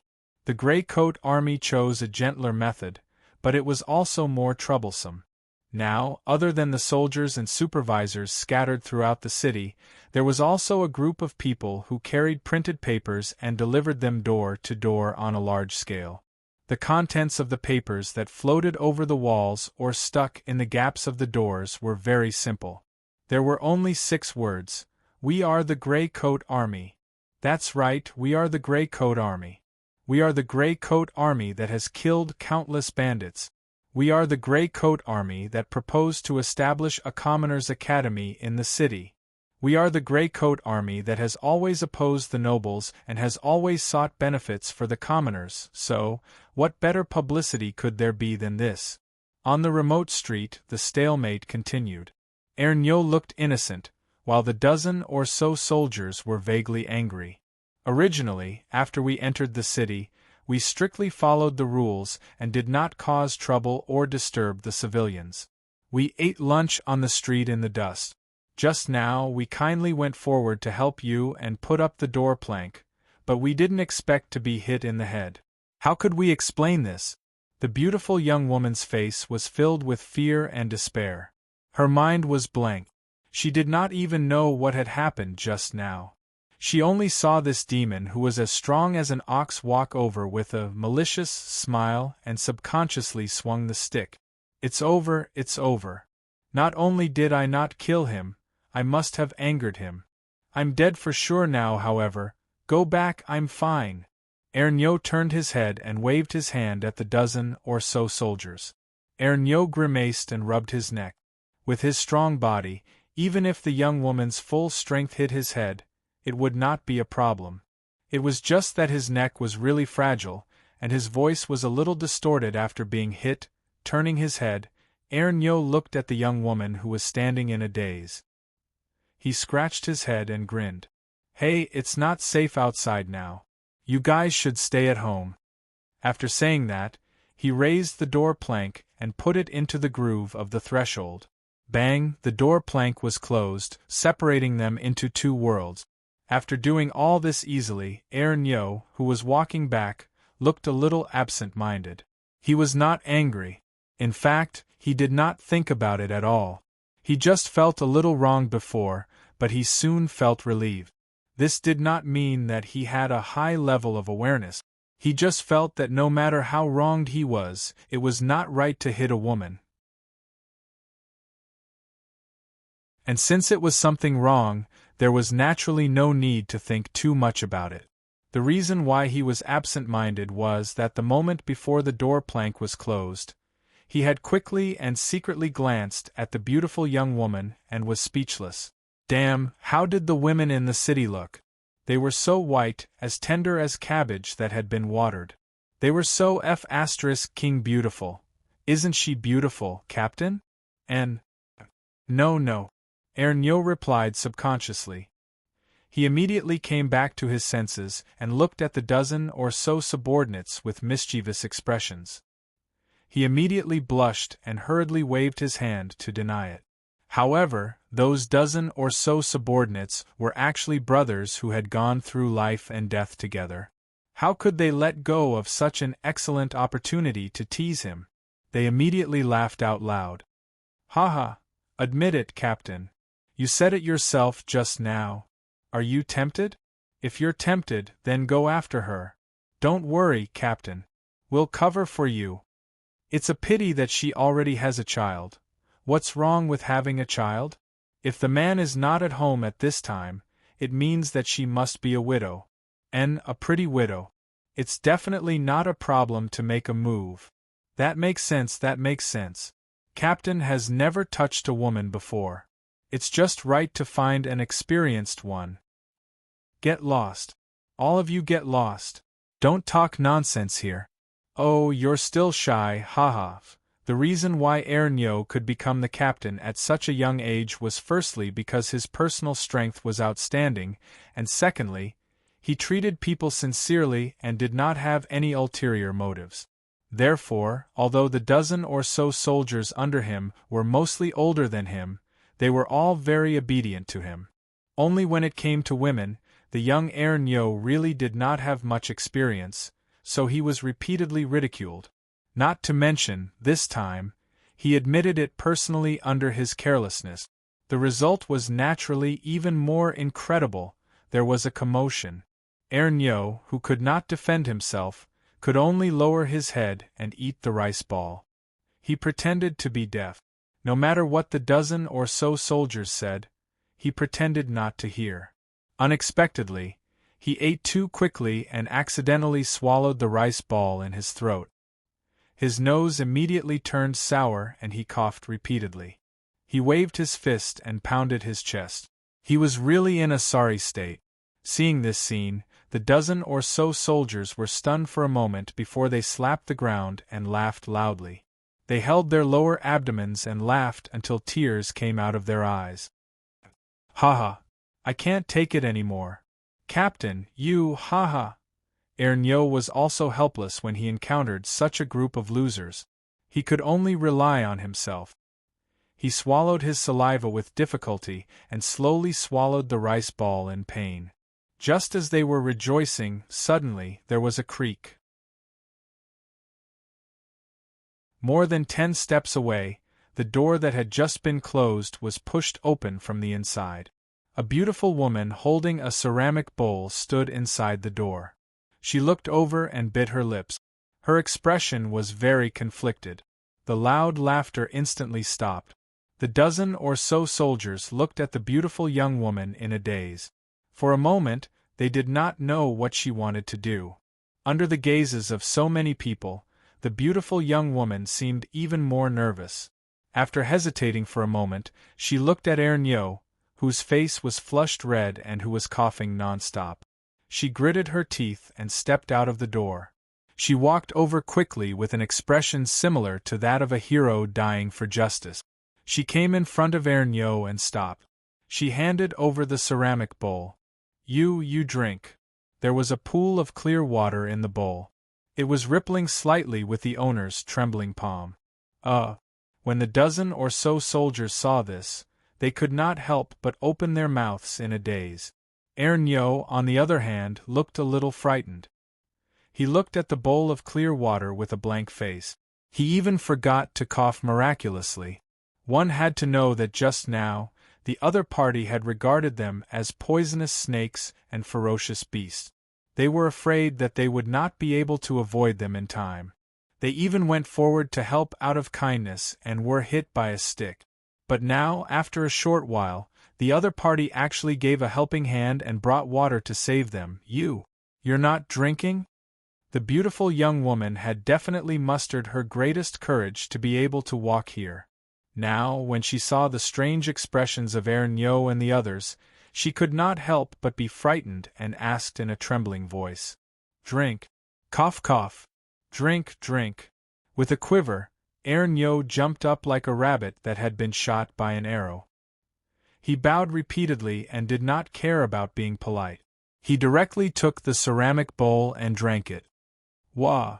When they came back to their senses, the dozen or so soldiers immediately winked and made faces when they saw this. They cried out strangely. This made Ernyo, who had finished drinking the water, blush again. As he glared at his bad friends, he looked at the beautiful young woman and scratched his head awkwardly. At this time, the latter roughly knew that this group of people was not dangerous. At the same time, she heaved a sigh of relief. At the same time, she also blushed because of the strange cries. Do you want more? If you don't want me, I'm going back. Ernyo, who was honest, did not hear the polite meaning in her words. When he heard this, he was immediately overjoyed. He handed over the ceramic bowl and said extremely generously, "Then give me another bowl."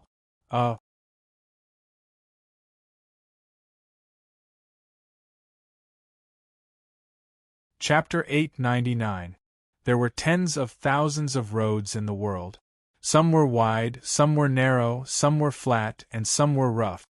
However, as long as there was only one goal, one would be able to reach the same goal. For example, towards the brand cities that they had conquered, the northern wilderness barbarians were used to being overbearing. They used thunder and thunder to suppress and kill those who did not submit. In a short period of time, they could achieve the effect of suppressing all resistance. The Grey Coat Army was different. They liked to use soft methods to calm down resistance.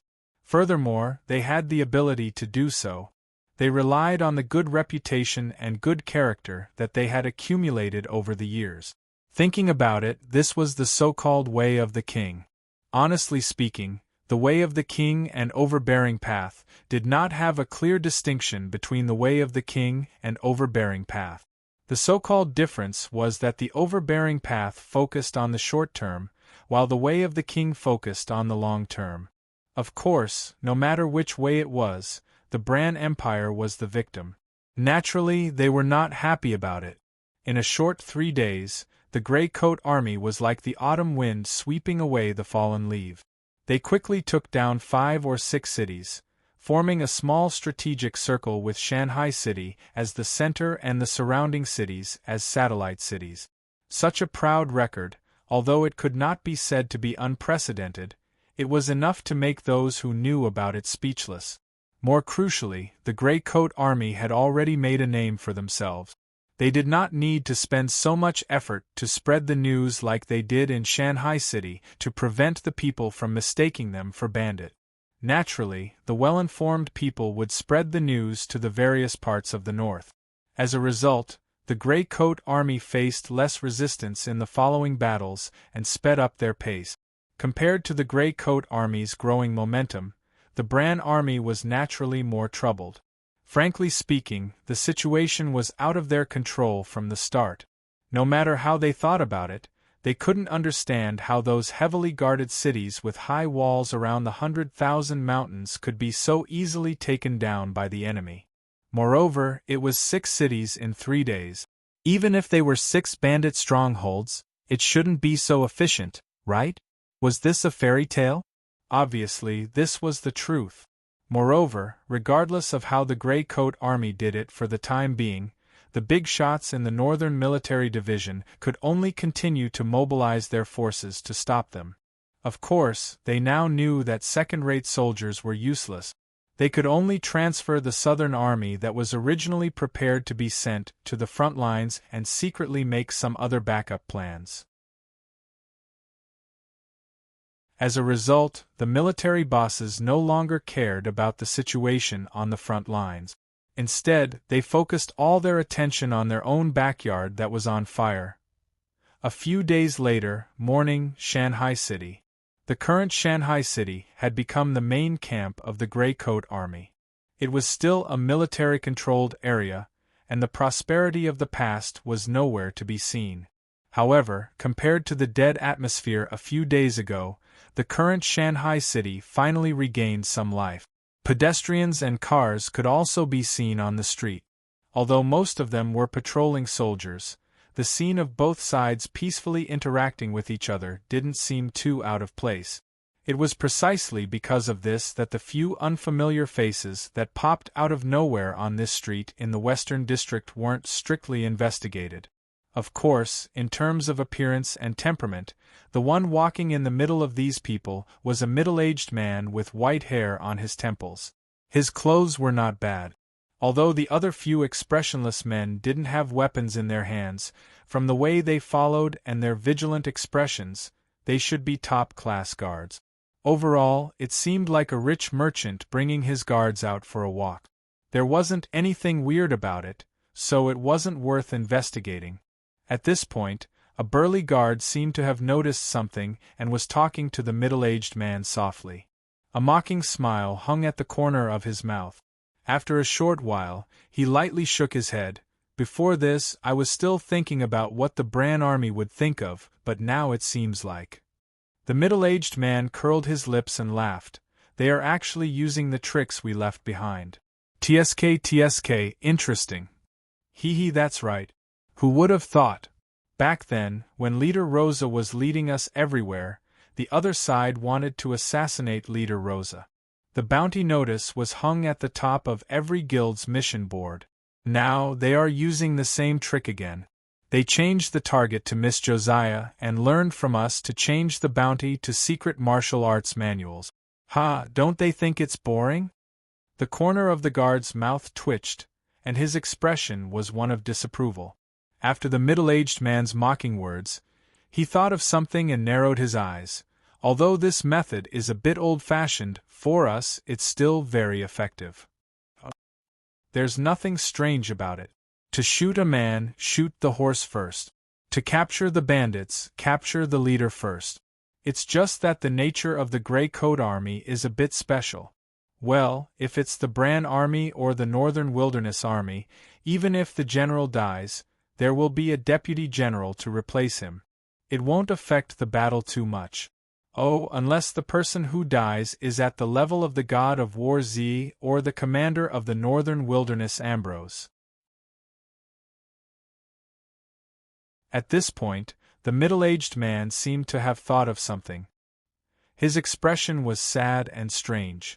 Then, he shook his head and continued, "But the Grey Coat Army is different. Everyone in the Grey Coat Army is too dependent on their leader, who used to be Luosa and is now Josiah. Because of this, after the battle in the City of Dawn, the Grey Coat Army was actually not weaker than the pursuers. But they still retreated thousands of miles into the depths of the 100,000 mountains. It was only when Josiah became the new leader that everyone recovered from the grief of Luosa's sacrifice." Pause for a while. "So, don't be fooled by the fact that the Grey Coat Army is like a hot knife through butter. But if something happens to Josiah..." Well, the old guys in the Bran military have seen this point. That's why they have repeatedly used this method. And if I'm not wrong, the assassination this time will be more intense than before. Why? Because Josiah is not the leader of Luosa. She doesn't have the great god Zwafan by her side. The middle-aged man shook his head. The other party should know about Zwafan's origin and true identity. At least, the big bosses in the Northern Military Division should know about it. Although the sword god let him do as he pleased and didn't seem to care about his disciple, he didn't care about him. However, the military bosses didn't dare to take this risk. The most they could do was to put up a bounty notice for Rosa in the guilds and let the martial artists who didn't know what was good for them come and assassinate him. They didn't dare to do it themselves. But now the situation is different. I don't think there's any difference. The guard shrugged and interrupted the middle-aged man. Although Miss Josiah doesn't have brother Zwafan, she has you, boss, right? That's a good flatterer. I like it. The middle-aged man patted the guard's shoulder. With an attitude that didn't match his status, the middle-aged man smiled. Ha ha! The guards couldn't help but laugh when they heard the middle-aged man's words. One of the guards who was wearing a black hat lowered his head. But then, she raised her head slightly and pursed her lips into a faint smile. She looked a little bitter. The middle-aged man rubbed his nose and looked at the crowd in front of him. He didn't stop smiling and said casually, "Have you collected the information of the generals in the surrounding cities? Reactivate the assassin organization and issue a mission to assassinate them one by one. The mission reward is still the combat energy circulation channel." Haha, to play this game, it seems like it's necessary to let them know the difference between the real thing and the fake. No problem. After a pause, the guard hesitated and asked, "But the god of swords Wu Ding? There's no other way. That was then and this is now. We'll have to offend him in the end." The middle-aged man waved his hand and looked at the crowd in the street corner. He seemed to be interested and walked over. "Anyway, it's not the first time we've done something like going back on our word. Let's just eat our integrity. It doesn't matter." Needless to say, these people were naturally Tang En, David, and the others. After the Grey Coat Army killed their way out from the depths of the 100,000 mountains, Tang En and the others who had been paying attention to them naturally received the news immediately. They should have arrived a long time ago, but Tang En took the gray space to do some other things. So, they had to wait until now to arrive. They didn't rush to inform Josiah and the others to welcome them. After all, Tang En's identity was still very sensitive in the Grey Coat Army. So, not only did they disguise their appearance, they even used special methods to sneak in when they entered the city. After entering the city, Tang En had actually been observing carefully, and the scenes he saw in the city caused him to secretly nod his head and even sigh with emotion. The reputation and character that the Grey Coat Army had accumulated over a long period of time was indeed excellent. Even if they had disappeared from the public eye for a whole year, now that they carried this golden signboard, there were still a lot of people who were willing to accept them. It was simply awesome. To be honest, Tang En didn't really understand this phenomenon. Tang En could still understand if a great villain who had committed countless crimes disappeared for a period of time, and then suddenly heard that he was going to come out to do evil, and immediately stirred up a storm in the city. But this kind of positive and touching phenomenon, well, anyway, Tang En couldn't understand it. So when he saw the people who should have been cursing the attackers a few days ago now gathered together on the street without any pressure, he immediately became interested and surrounded them. "It must be Claire, that vampire. I've worked for his family for more than 10 years, and it's all in vain. Morris and his son. Everyone, please vote for this pair of bastards. My daughter has been ruined by them. She's only 14 years old, 14 years old, I beg everyone. F***ck them, there's such a thing? Everyone, don't vote for Claire. Vote for this pair of bastards and let them die now. Angelia." He rode his horse and knocked over my vegetable stall, but blamed me for blocking his way. He sent someone to break my left leg. It's this leg. This is the wound. Kill him. As soon as they approached, Tang En and the others saw the angry people, as well as the hysterical denunciations of various crimes that constantly entered their ears.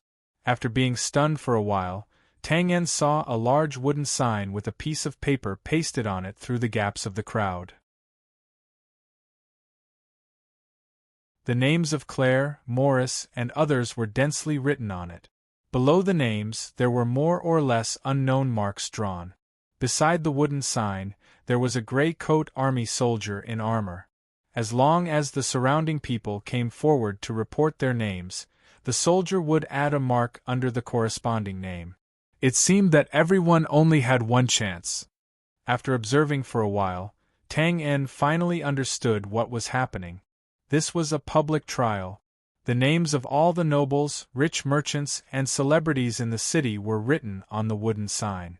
They were the defendants, And these people were the plaintiff. They loudly recounted the crimes of a certain name, and even called on the surrounding people to vote for the soldier to record it. Finally, the trial target was determined. Of course, under the innumerable crimes, the trial was just a formality. Those who were chosen to be tried would die without a doubt. However, the people did not seem to be very satisfied with this. "Sir, are there only 10 places? Too few.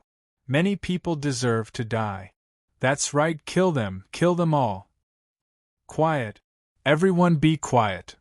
Amidst the questioning voices, the soldier took a step forward and waved his hand as he shouted, "Sorry, there are only 10 places now. We will judge the 10 criminals who have the most vote. As for the others who have also committed numerous crimes, we will confiscate all their belongings and drive them out of the city." As soon as he finished speaking, there was a sudden burst of cheers. "Good. Well done. That's how it should be. Let them become paupers. Let's see how they can oppress others in the future." This method is really simple and crude. Hearing this, Tang En could not help but smile slightly. He then waved his hand and left with his people. He turned around and laughed. "They say that the eyes of the masses are as sharp as snow. Josiah has made a good move. Awesome. I like it. Ha ha." In this way, those nobles who usually do all kinds of evil will definitely not be able to escape from being stabbed in the head. The burly guard, David, also laughed and nodded, unable to contain his joy. Not only that, Tang En smiled and shook his head. The biggest advantage of this move is that while satisfying the wishes of the people, it can also help the Gray Coat Army win the hearts of the people in the shortest time possible and stabilize the situation in the city. Oh, and those nobles who have become vagrants overnight. Not killing them and sending them out of the city can not only humiliate them, but also create chaos in the rear based on the complicated relationships between the nobles. Killing several birds with one stone, it's really wonderful. I see. I was just wondering if it was too easy for those nobles who were lucky enough not to die. But this is also good. For these nobles, taking away the capital that they rely on to be noble is probably worse than killing them. David rubbed his chin and nodded. That's about it. Well, let's go. It's getting late, let's go find Josiah and the others. After identifying the direction, Tang En led the way to the center of the city, which was the direction of the original mayor's residence. I haven't seen Brother Fry and the others for a long time, I really miss them. Well, I hope they will like the greeting gift we brought this time. Of course.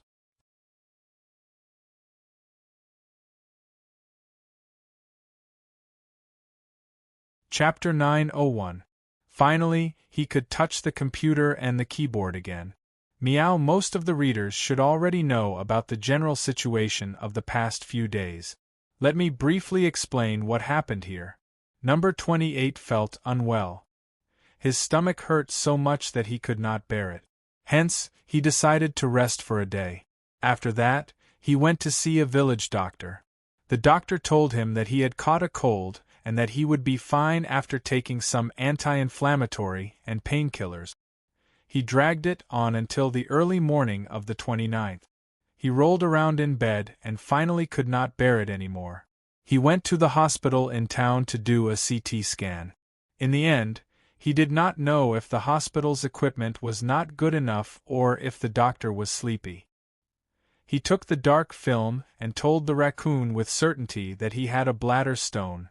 Well, since it was a stone, it was definitely not something that could be cured with a few bottles of medicine. The doctor's advice was to take 2 approaches. First, he could let the raccoon go home and jump around on his own. He might be able to shake the stone off and excrete it in his urine. Second, he could go to the county the next day and use a laser, a combination of earth and ocean. He naturally had to listen to the doctor, not to mention that he had already done a CT scan. Hence, at 3 or 4 o'clock in the morning, the raccoon walked around in his backyard. At that time, everything was quiet. The moon was bright in the sky and the raccoon's pajamas were fluttering. He was alone in this beautiful scenery, walking and jumping at the same time. He was lonely and coquettish. The process did not need to be described in detail. Presumably, the readers had been reading for a long time and did not lack imagination. Then, at dawn, the raccoon excitedly rushed to the county with the intention of seeing the high-tech laser. Then, he was told that it was acute appendicitis. How should he put it? The raccoon's first reaction was not anger, but relief. He was glad that he was not good at dancing and did not dance too intensely a few hours ago. Otherwise, he would have perforated. After that, everything went smoothly. After the examination, he was immediately pressed on the stretcher. At noon, number 29 was immediately injected with anesthesia and carried into the operating room. According to the doctor, he had performed appendicitis surgeries on dozens of people this month. Only the raccoon's appendix was the biggest. When he took it out, he showed it to the raccoon. Yes, it was a sausage-like thing with white spots at the end and it had already started to fester. He recuperated in the hospital for 2 days. As the raccoon did not like the smell of the hospital and the wound did not show any signs of infection, the doctor kindly gave him medical advice to go back and get an anti-inflammatory drip and recuperate on his own. Now, he had just reached home. This was the whereabouts of the civet cat in the past few days. Judging from Raccoon's character, the readers believed that he was telling the truth. And I just came back and looked at the book reviews and comments section. No one was scolding me for being an eunuch. Haha, I'm really touched. Alright, let's talk about the next update. First of all, please rest assured. Unless the raccoon was really dead, there was absolutely no possibility of the book being unfinished or unfinished. There was no doubt about this. Secondly, it wasn't realistic to update immediately after returning. Because even if the civet cat was in good condition, his family would not allow it. He had to apologize to his book friends for this. Of course, it wouldn't take too long. The shortest was 3 days, the longest was 5 days. Once the civet cat is fully recuperated, the great demon king will return once again until the end of the book. Let's stop writing here. His mother had already shouted, and the pigeon soup was ready. All that was left was for the civet cat to taste it. Carrot. My respects to you, Linhai Civet Cat.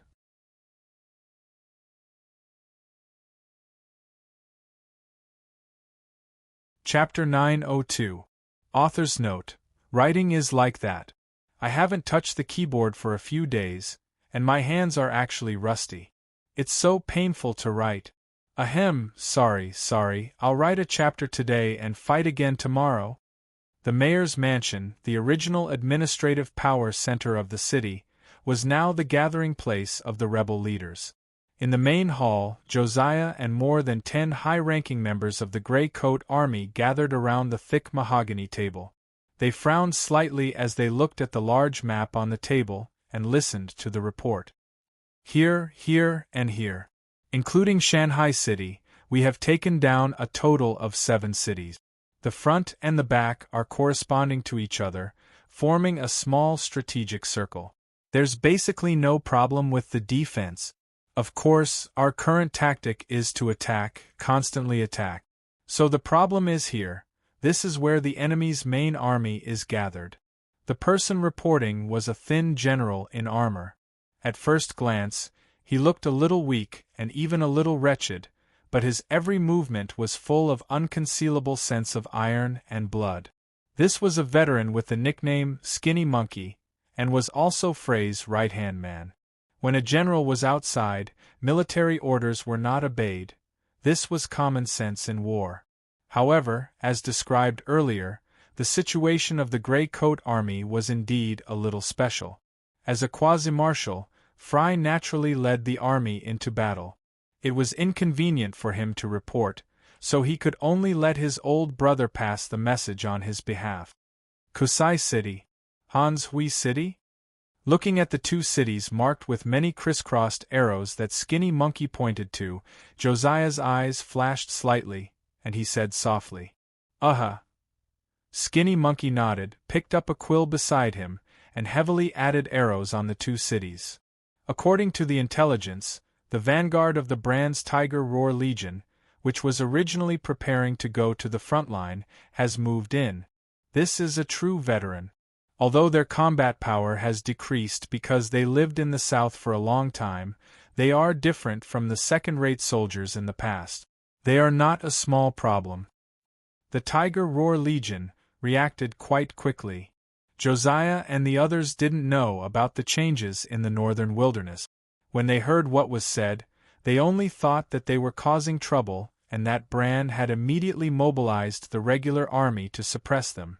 They couldn't help but frown. This was an accidental misunderstanding, but it was naturally not good news for the Grey Coat Army, who had decided on the blitzkrieg strategy. After a moment of silence, a senior asked, "What's General Frey's plan?" "Attack. We must take them down before the Tiger Roar Legion arrives." Without any hesitation, the skinny monkey-like man clenched his fists. Kusai and frigid water are extremely important. As long as we occupy these two central cities, the surrounding 100 miles will be a flat land for us. At that time, our initial strategic plan will be completed. This was the advantage. As for the disadvantage, it was naturally the casualties that came with a forceful attack. After all, the Tiger Roar Legion was still a regular legion. Even if they had the purple bore cannons, they couldn't replace the main combat mode of the soldiers who suffered a lot of casualties. This was also the reason why the skinny monkey-like man came back to report. This kind of matter needed to be decided by leader Josiah. Without much consideration, Josiah was no longer the noble lady who had some fantasies. She knew that if she wanted peace, she had to prepare for war first. She took a deep breath and waited for the decisive order. But at this moment, "Leader, sirs." Everyone turned their heads and saw a middle-aged officer in full armor standing outside the door looking in their direction, as if he wanted to report something. Josiah recognized that this was the commander of the guards here, and couldn't help but nod in surprise. The middle-aged officer stepped through the door and saluted. "Leader, there's a man called Nilahong outside looking for you. He said he's an old acquaintance of yours, and has important information to report." Nilahong? It had to be said that this name was a bit strange. At first glance, it sounded like a curse. Not only was the middle-aged officer's name awkward, but everyone present was also stunned when they heard it. The skinny monkey-like man looked at Josiah's blank expression and thought of something. His face couldn't help but turn solemn, and he shouted in a deep voice, "Men, protect the sirs and retreat." As soon as he finished speaking, everyone instantly understood what the skinny monkey-like man meant. Just as mentioned before, the strategy of assassinating the leader in a war between two armies wasn't new, but it was very effective and easy to think of. Clang, clang, clang. The sound of weapons being unsheathed rang out one after another, and the atmosphere in the main hall instantly turned cold. But at this moment, suddenly, the hall darkened. "Sigh, I knew it would be like this when I saw you repeatedly report it. It's your husband, not Nilahong, big brother." "Bah. It's not your husband." "Sigh, forget it, it's better if it's Nilahong." Rubbing his forehead, a middle-aged man with white sideburns appeared at the entrance of the main hall. He looked at the middle-aged officer, whose eyes were wide open with a helpless expression. As the headquarters of the Grey Coat Army's upper echelons, the city lord's mansion was naturally heavily guarded. Although it wasn't flawless, it was definitely not an exaggeration to say that there was a sentry every 3 steps and a sentry every 5 steps. However, this middle-aged man suddenly appeared under the baffled gazes of the 2 rows of guards beside the door with his hand on his forehead, as if he couldn't bear to look at him. It had to be said that this was really a little scary. After a moment of silence, there was a sudden clap of thunder. Retreat! The window frame trembled. Stepping forward and raising his spear, he shouted for retreat. Skinny Monkey, who was fully clad in armor, was like a tiger pouncing on its prey. Before he finished speaking, he had already arrived in front of the door and waved his spear. With a whoosh, the long spear was like a whip and a fan, rolling up a large amount of iron-blooded strong wind that instantly covered the main entrance area. It was a sweep, not the fastest piercing attack. Skinny Monkey had been through hundreds of battles and had extremely rich combat experience. He knew that since the other party could silently sneak in under everyone's noses, his strength must be unfathomable. At least, he wasn't someone he could resist. Therefore, his first choice was to sweep across a large area. He didn't hope to injure the enemy, but only hoped to be able to block the enemy for a moment. Even if the enemy stepped over his corpse, it would still be a few seconds. However, in the next moment, the middle-aged man put down the palm that was covering his forehead. The corner of his mouth twitched. His expression seemed to be somewhat helpless. He stretched his hand into the layers of spear shadows. There were no pieces of flesh splattering everywhere. Skinny Monkey's spear that he had used all his strength was directly sent into the palm of the enemy's hand, as if it had been planned. The enemy firmly grasped it and couldn't move it. It's over. Feeling the unshakable power on the other side of the long spear, Skinny Monkey's heart suddenly sank. He knew that the gap between his strength and the enemy's was too big. He didn't have the qualifications to compete at all. However, without the slightest hesitation, he let go of the handle of the spear and brazenly took a step forward. He waved his fist and threw himself at the enemy. This was the complete meaning of death. Ha ha! Shaking his head and chuckling, the middle-aged man saw this and also took a step forward. He bent his elbow to block Skinny Monkey's heavy fist. With a bang, both of their faces were very close. The middle-aged man slightly raised the corner of his mouth and said softly, "Although we haven't seen each other for a long time, you don't have to be so enthusiastic, brother Skinny Monkey." Stop. It was complicated to say, but in fact, from Skinny Monkey's attack to the two of them in front of each other, it was only a matter of a moment. At this time, Josiah's voice finally came from behind. Although it didn't stop Skinny Monkey's attack, it finally stopped the guards by the door from pouncing on him. "He's one of us. Don't fight." Pressing his palm, Josiah looked very excited. His eyes flashed as he looked over. This sudden change of words made the high-ranking officials on the side confused. It wasn't until they saw Skinny Monkey raise his arms and retreat safely that they breathed a sigh of relief. Then, without waiting for the guards and high-ranking officials present to look at the middle-aged man who suddenly appeared, Josiah took a deep breath and said with a trembling voice, "There are some important things that need to be dealt with. Well, everyone, leave for now." Leader. The high-ranking officials couldn't help but be shocked when they heard this. The so-called everyone naturally included them. Waving his hand to interrupt, Josiah's voice was still trembling, but his tone had become firm. "It's okay, don't worry. That's all for now, leave." The high-ranking officials heard this and looked at Josiah in a daze. After a moment of hesitation, they simply saluted and slowly left the middle-aged man's side. Looking at these undisguised vigilant eyes, the middle-aged man touched his nose. "Well, there are a few people outside who came with me. Please come in." Josiah directly waved to the middle-aged officer who just came in to report and said, "Yes." After the last person walked out of the main hall and left the door ajar, the middle-aged man patted Skinny Monkey's shoulder and looked at Josiah, who was hurrying around the table. He smiled awkwardly and said, Sorry, I miscalculated. I wanted to surprise you, but I didn't expect." At least it's a surprise, isn't it?" Before he finished speaking, a figure rushed over. The middle-aged man hurriedly opened his arms to catch it and took half a step back. "Well, I don't discriminate against fatties. You don't have to wear such thick armor to cover yourself. Why are you only here now? There are some things, why are you only here now? Sorry. Why are you only here now? It won't happen again.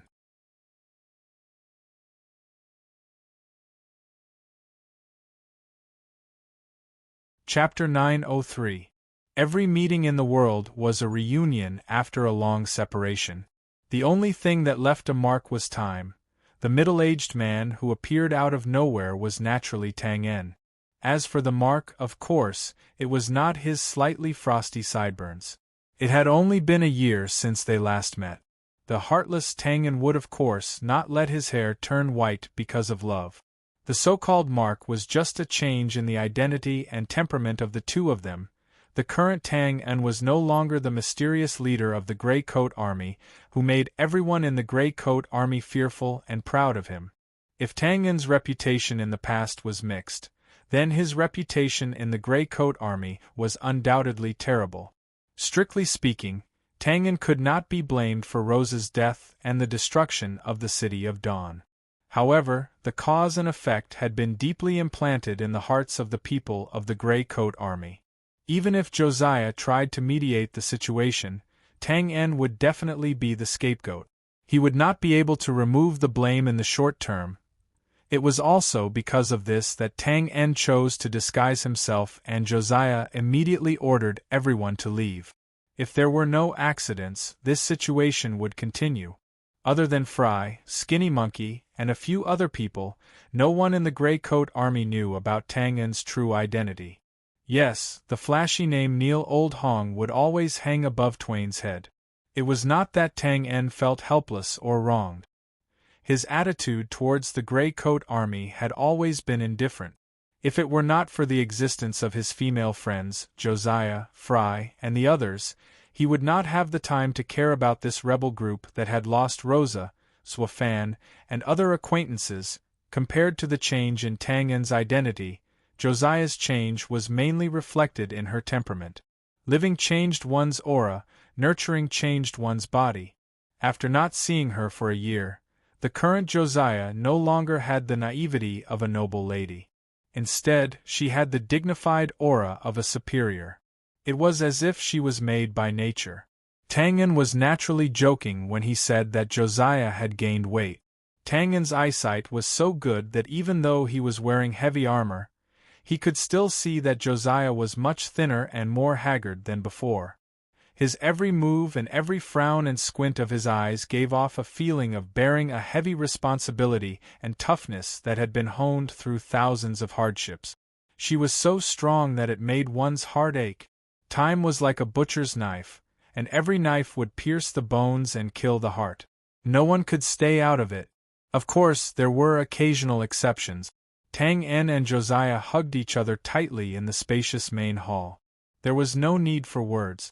There was always a kind of emotion that could break free from the shackles of time, cross all kinds of boundaries, and reach the other shore.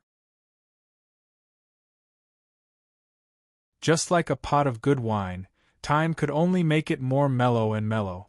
No one knew how much time had passed until a few deliberate coughs broke the silence. Ahem! It was Skinny Monkey.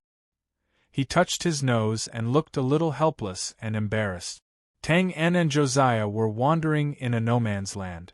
As the only outsider, he seemed unnecessary. Of course, he coughed not to show his presence, but because there were obvious footsteps outside the door. Naturally, they separated. Under the thin monkey's gaze, Joshua's eyelids drooped slightly. There were no tears on his face of a little girl reuniting after a long time. He was just a little shy. And she had indeed grown a lot.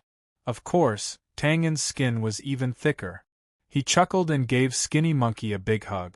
Then, he looked at Skinny Monkey and said, "Long time no see, brother Skinny Monkey. Yo, you look like you've been promoted and made a fortune. Haha, you have to take care of me in the future." Since Fry was an official general and a future marshal, Skinny Monkey and the other old brothers naturally rose in status. Looking at the style of the armor, they knew that he was a deputy general or something. However, Skinny Monkey rolled his eyes and said resentfully, "Take care of my ass. I'm just trying to make a living under your woman. Is that so? Tang En's face suddenly darkened. His killing intent overflowed. Then why don't you be more polite to me? Be careful that I don't give you a pillow talk and kill you in minutes. Josiah didn't know whether to laugh or cry. The killing intent was real. Skinny Monkey was also shocked. After he reacted, he couldn't help but open his mouth and sigh, "You're still so shameless." "Haha, thank you for letting me win." Tang En patted Skinny Monkey's shoulder with a smile and nodded gently without saying anything. Although the scene just now was short, Skinny Monkey desperately waved his spear to block Josiah so that he could successfully retreat in a moment. Of course, Tang En had a reason to thank Skinny Monkey, but it was too pretentious to say it out loud. He was just joking. In the future, he would find an opportunity to drink with him and forget about it on the surface.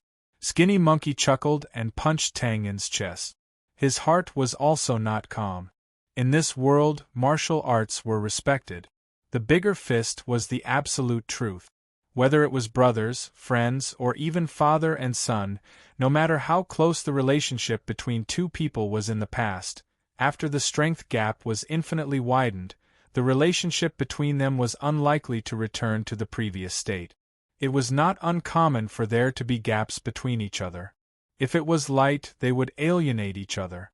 If it was heavy, they would draw their swords against each other. However, it was obvious that Tang En was not such a person. When they met again, he was still talking and laughing as if nothing had happened. Knock, knock, knock. After a few jokes, the door of the main hall was politely knocked. Then, the door was pushed open and the few people who had just entered the city with Tang En walked in.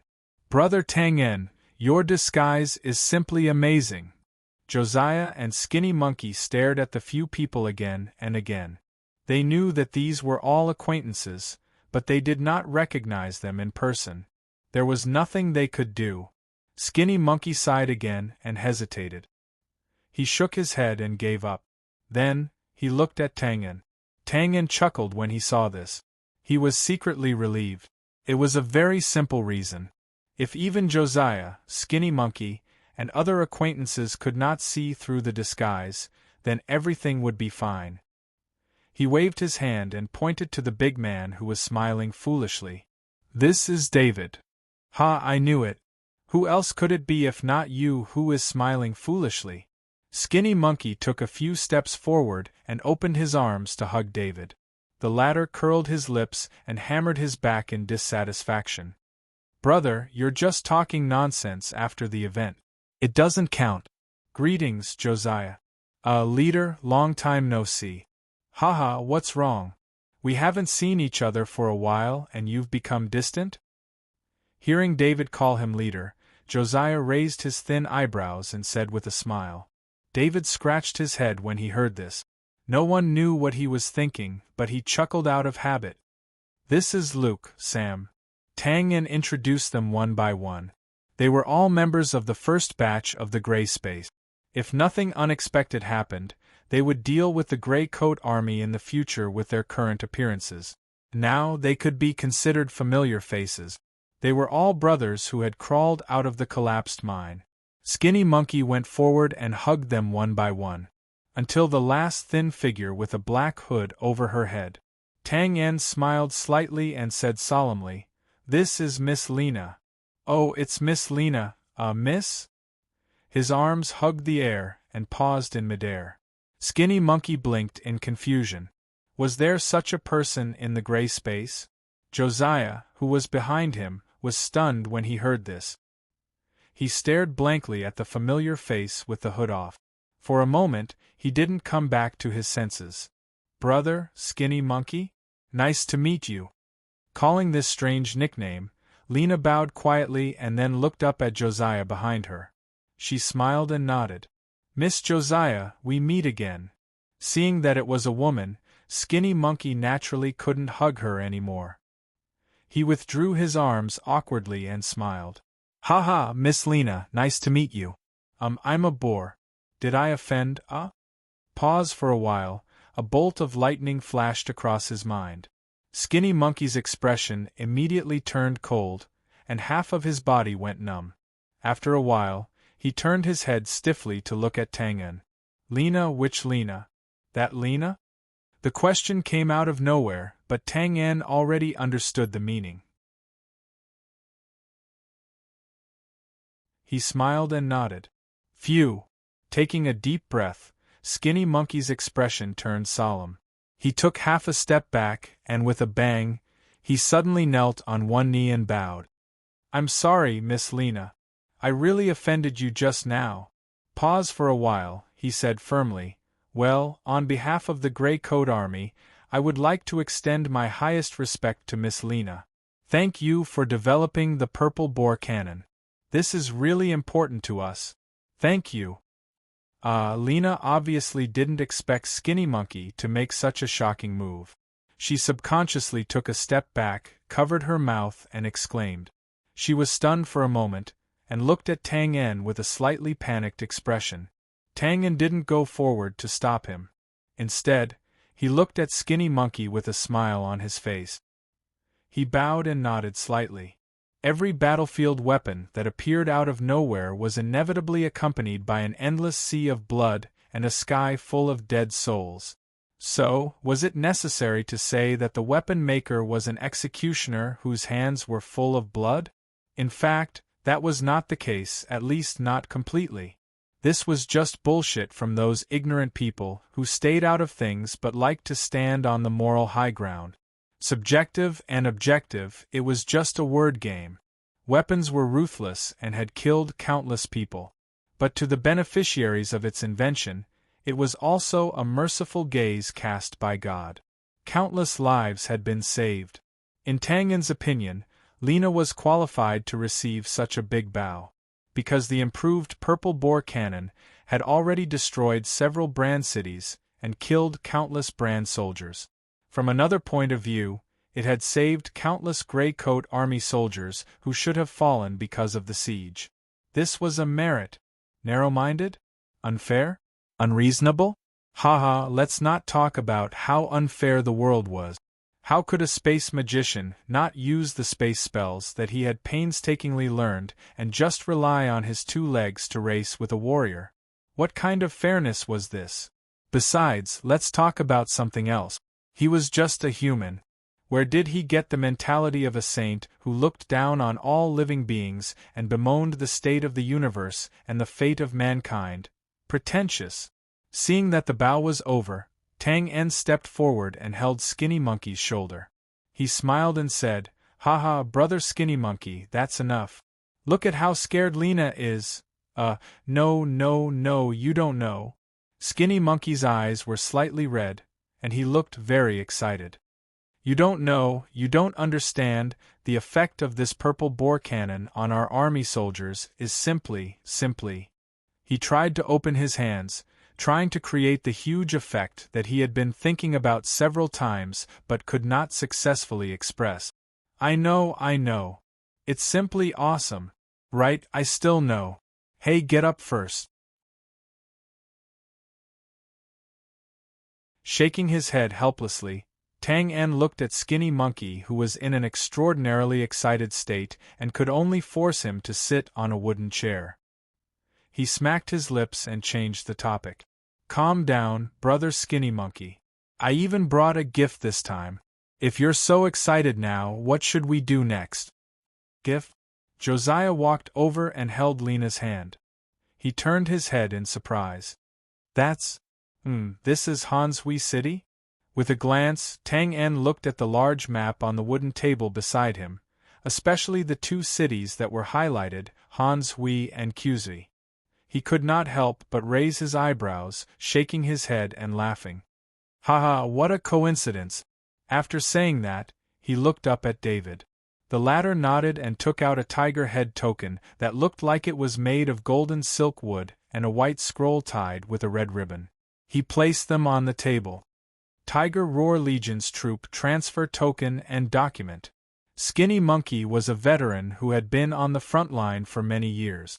He naturally recognized these 2 things and could not help but cry out. To be precise, it's a document to transfer troops to Han Sui City. Facing Josiah's surprised and delighted gaze, Tang Yin shrugged. I took it on the way, so it took me a few days.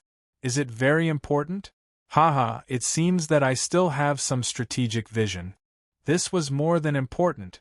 With these two things, there would be a lot of things that could be done.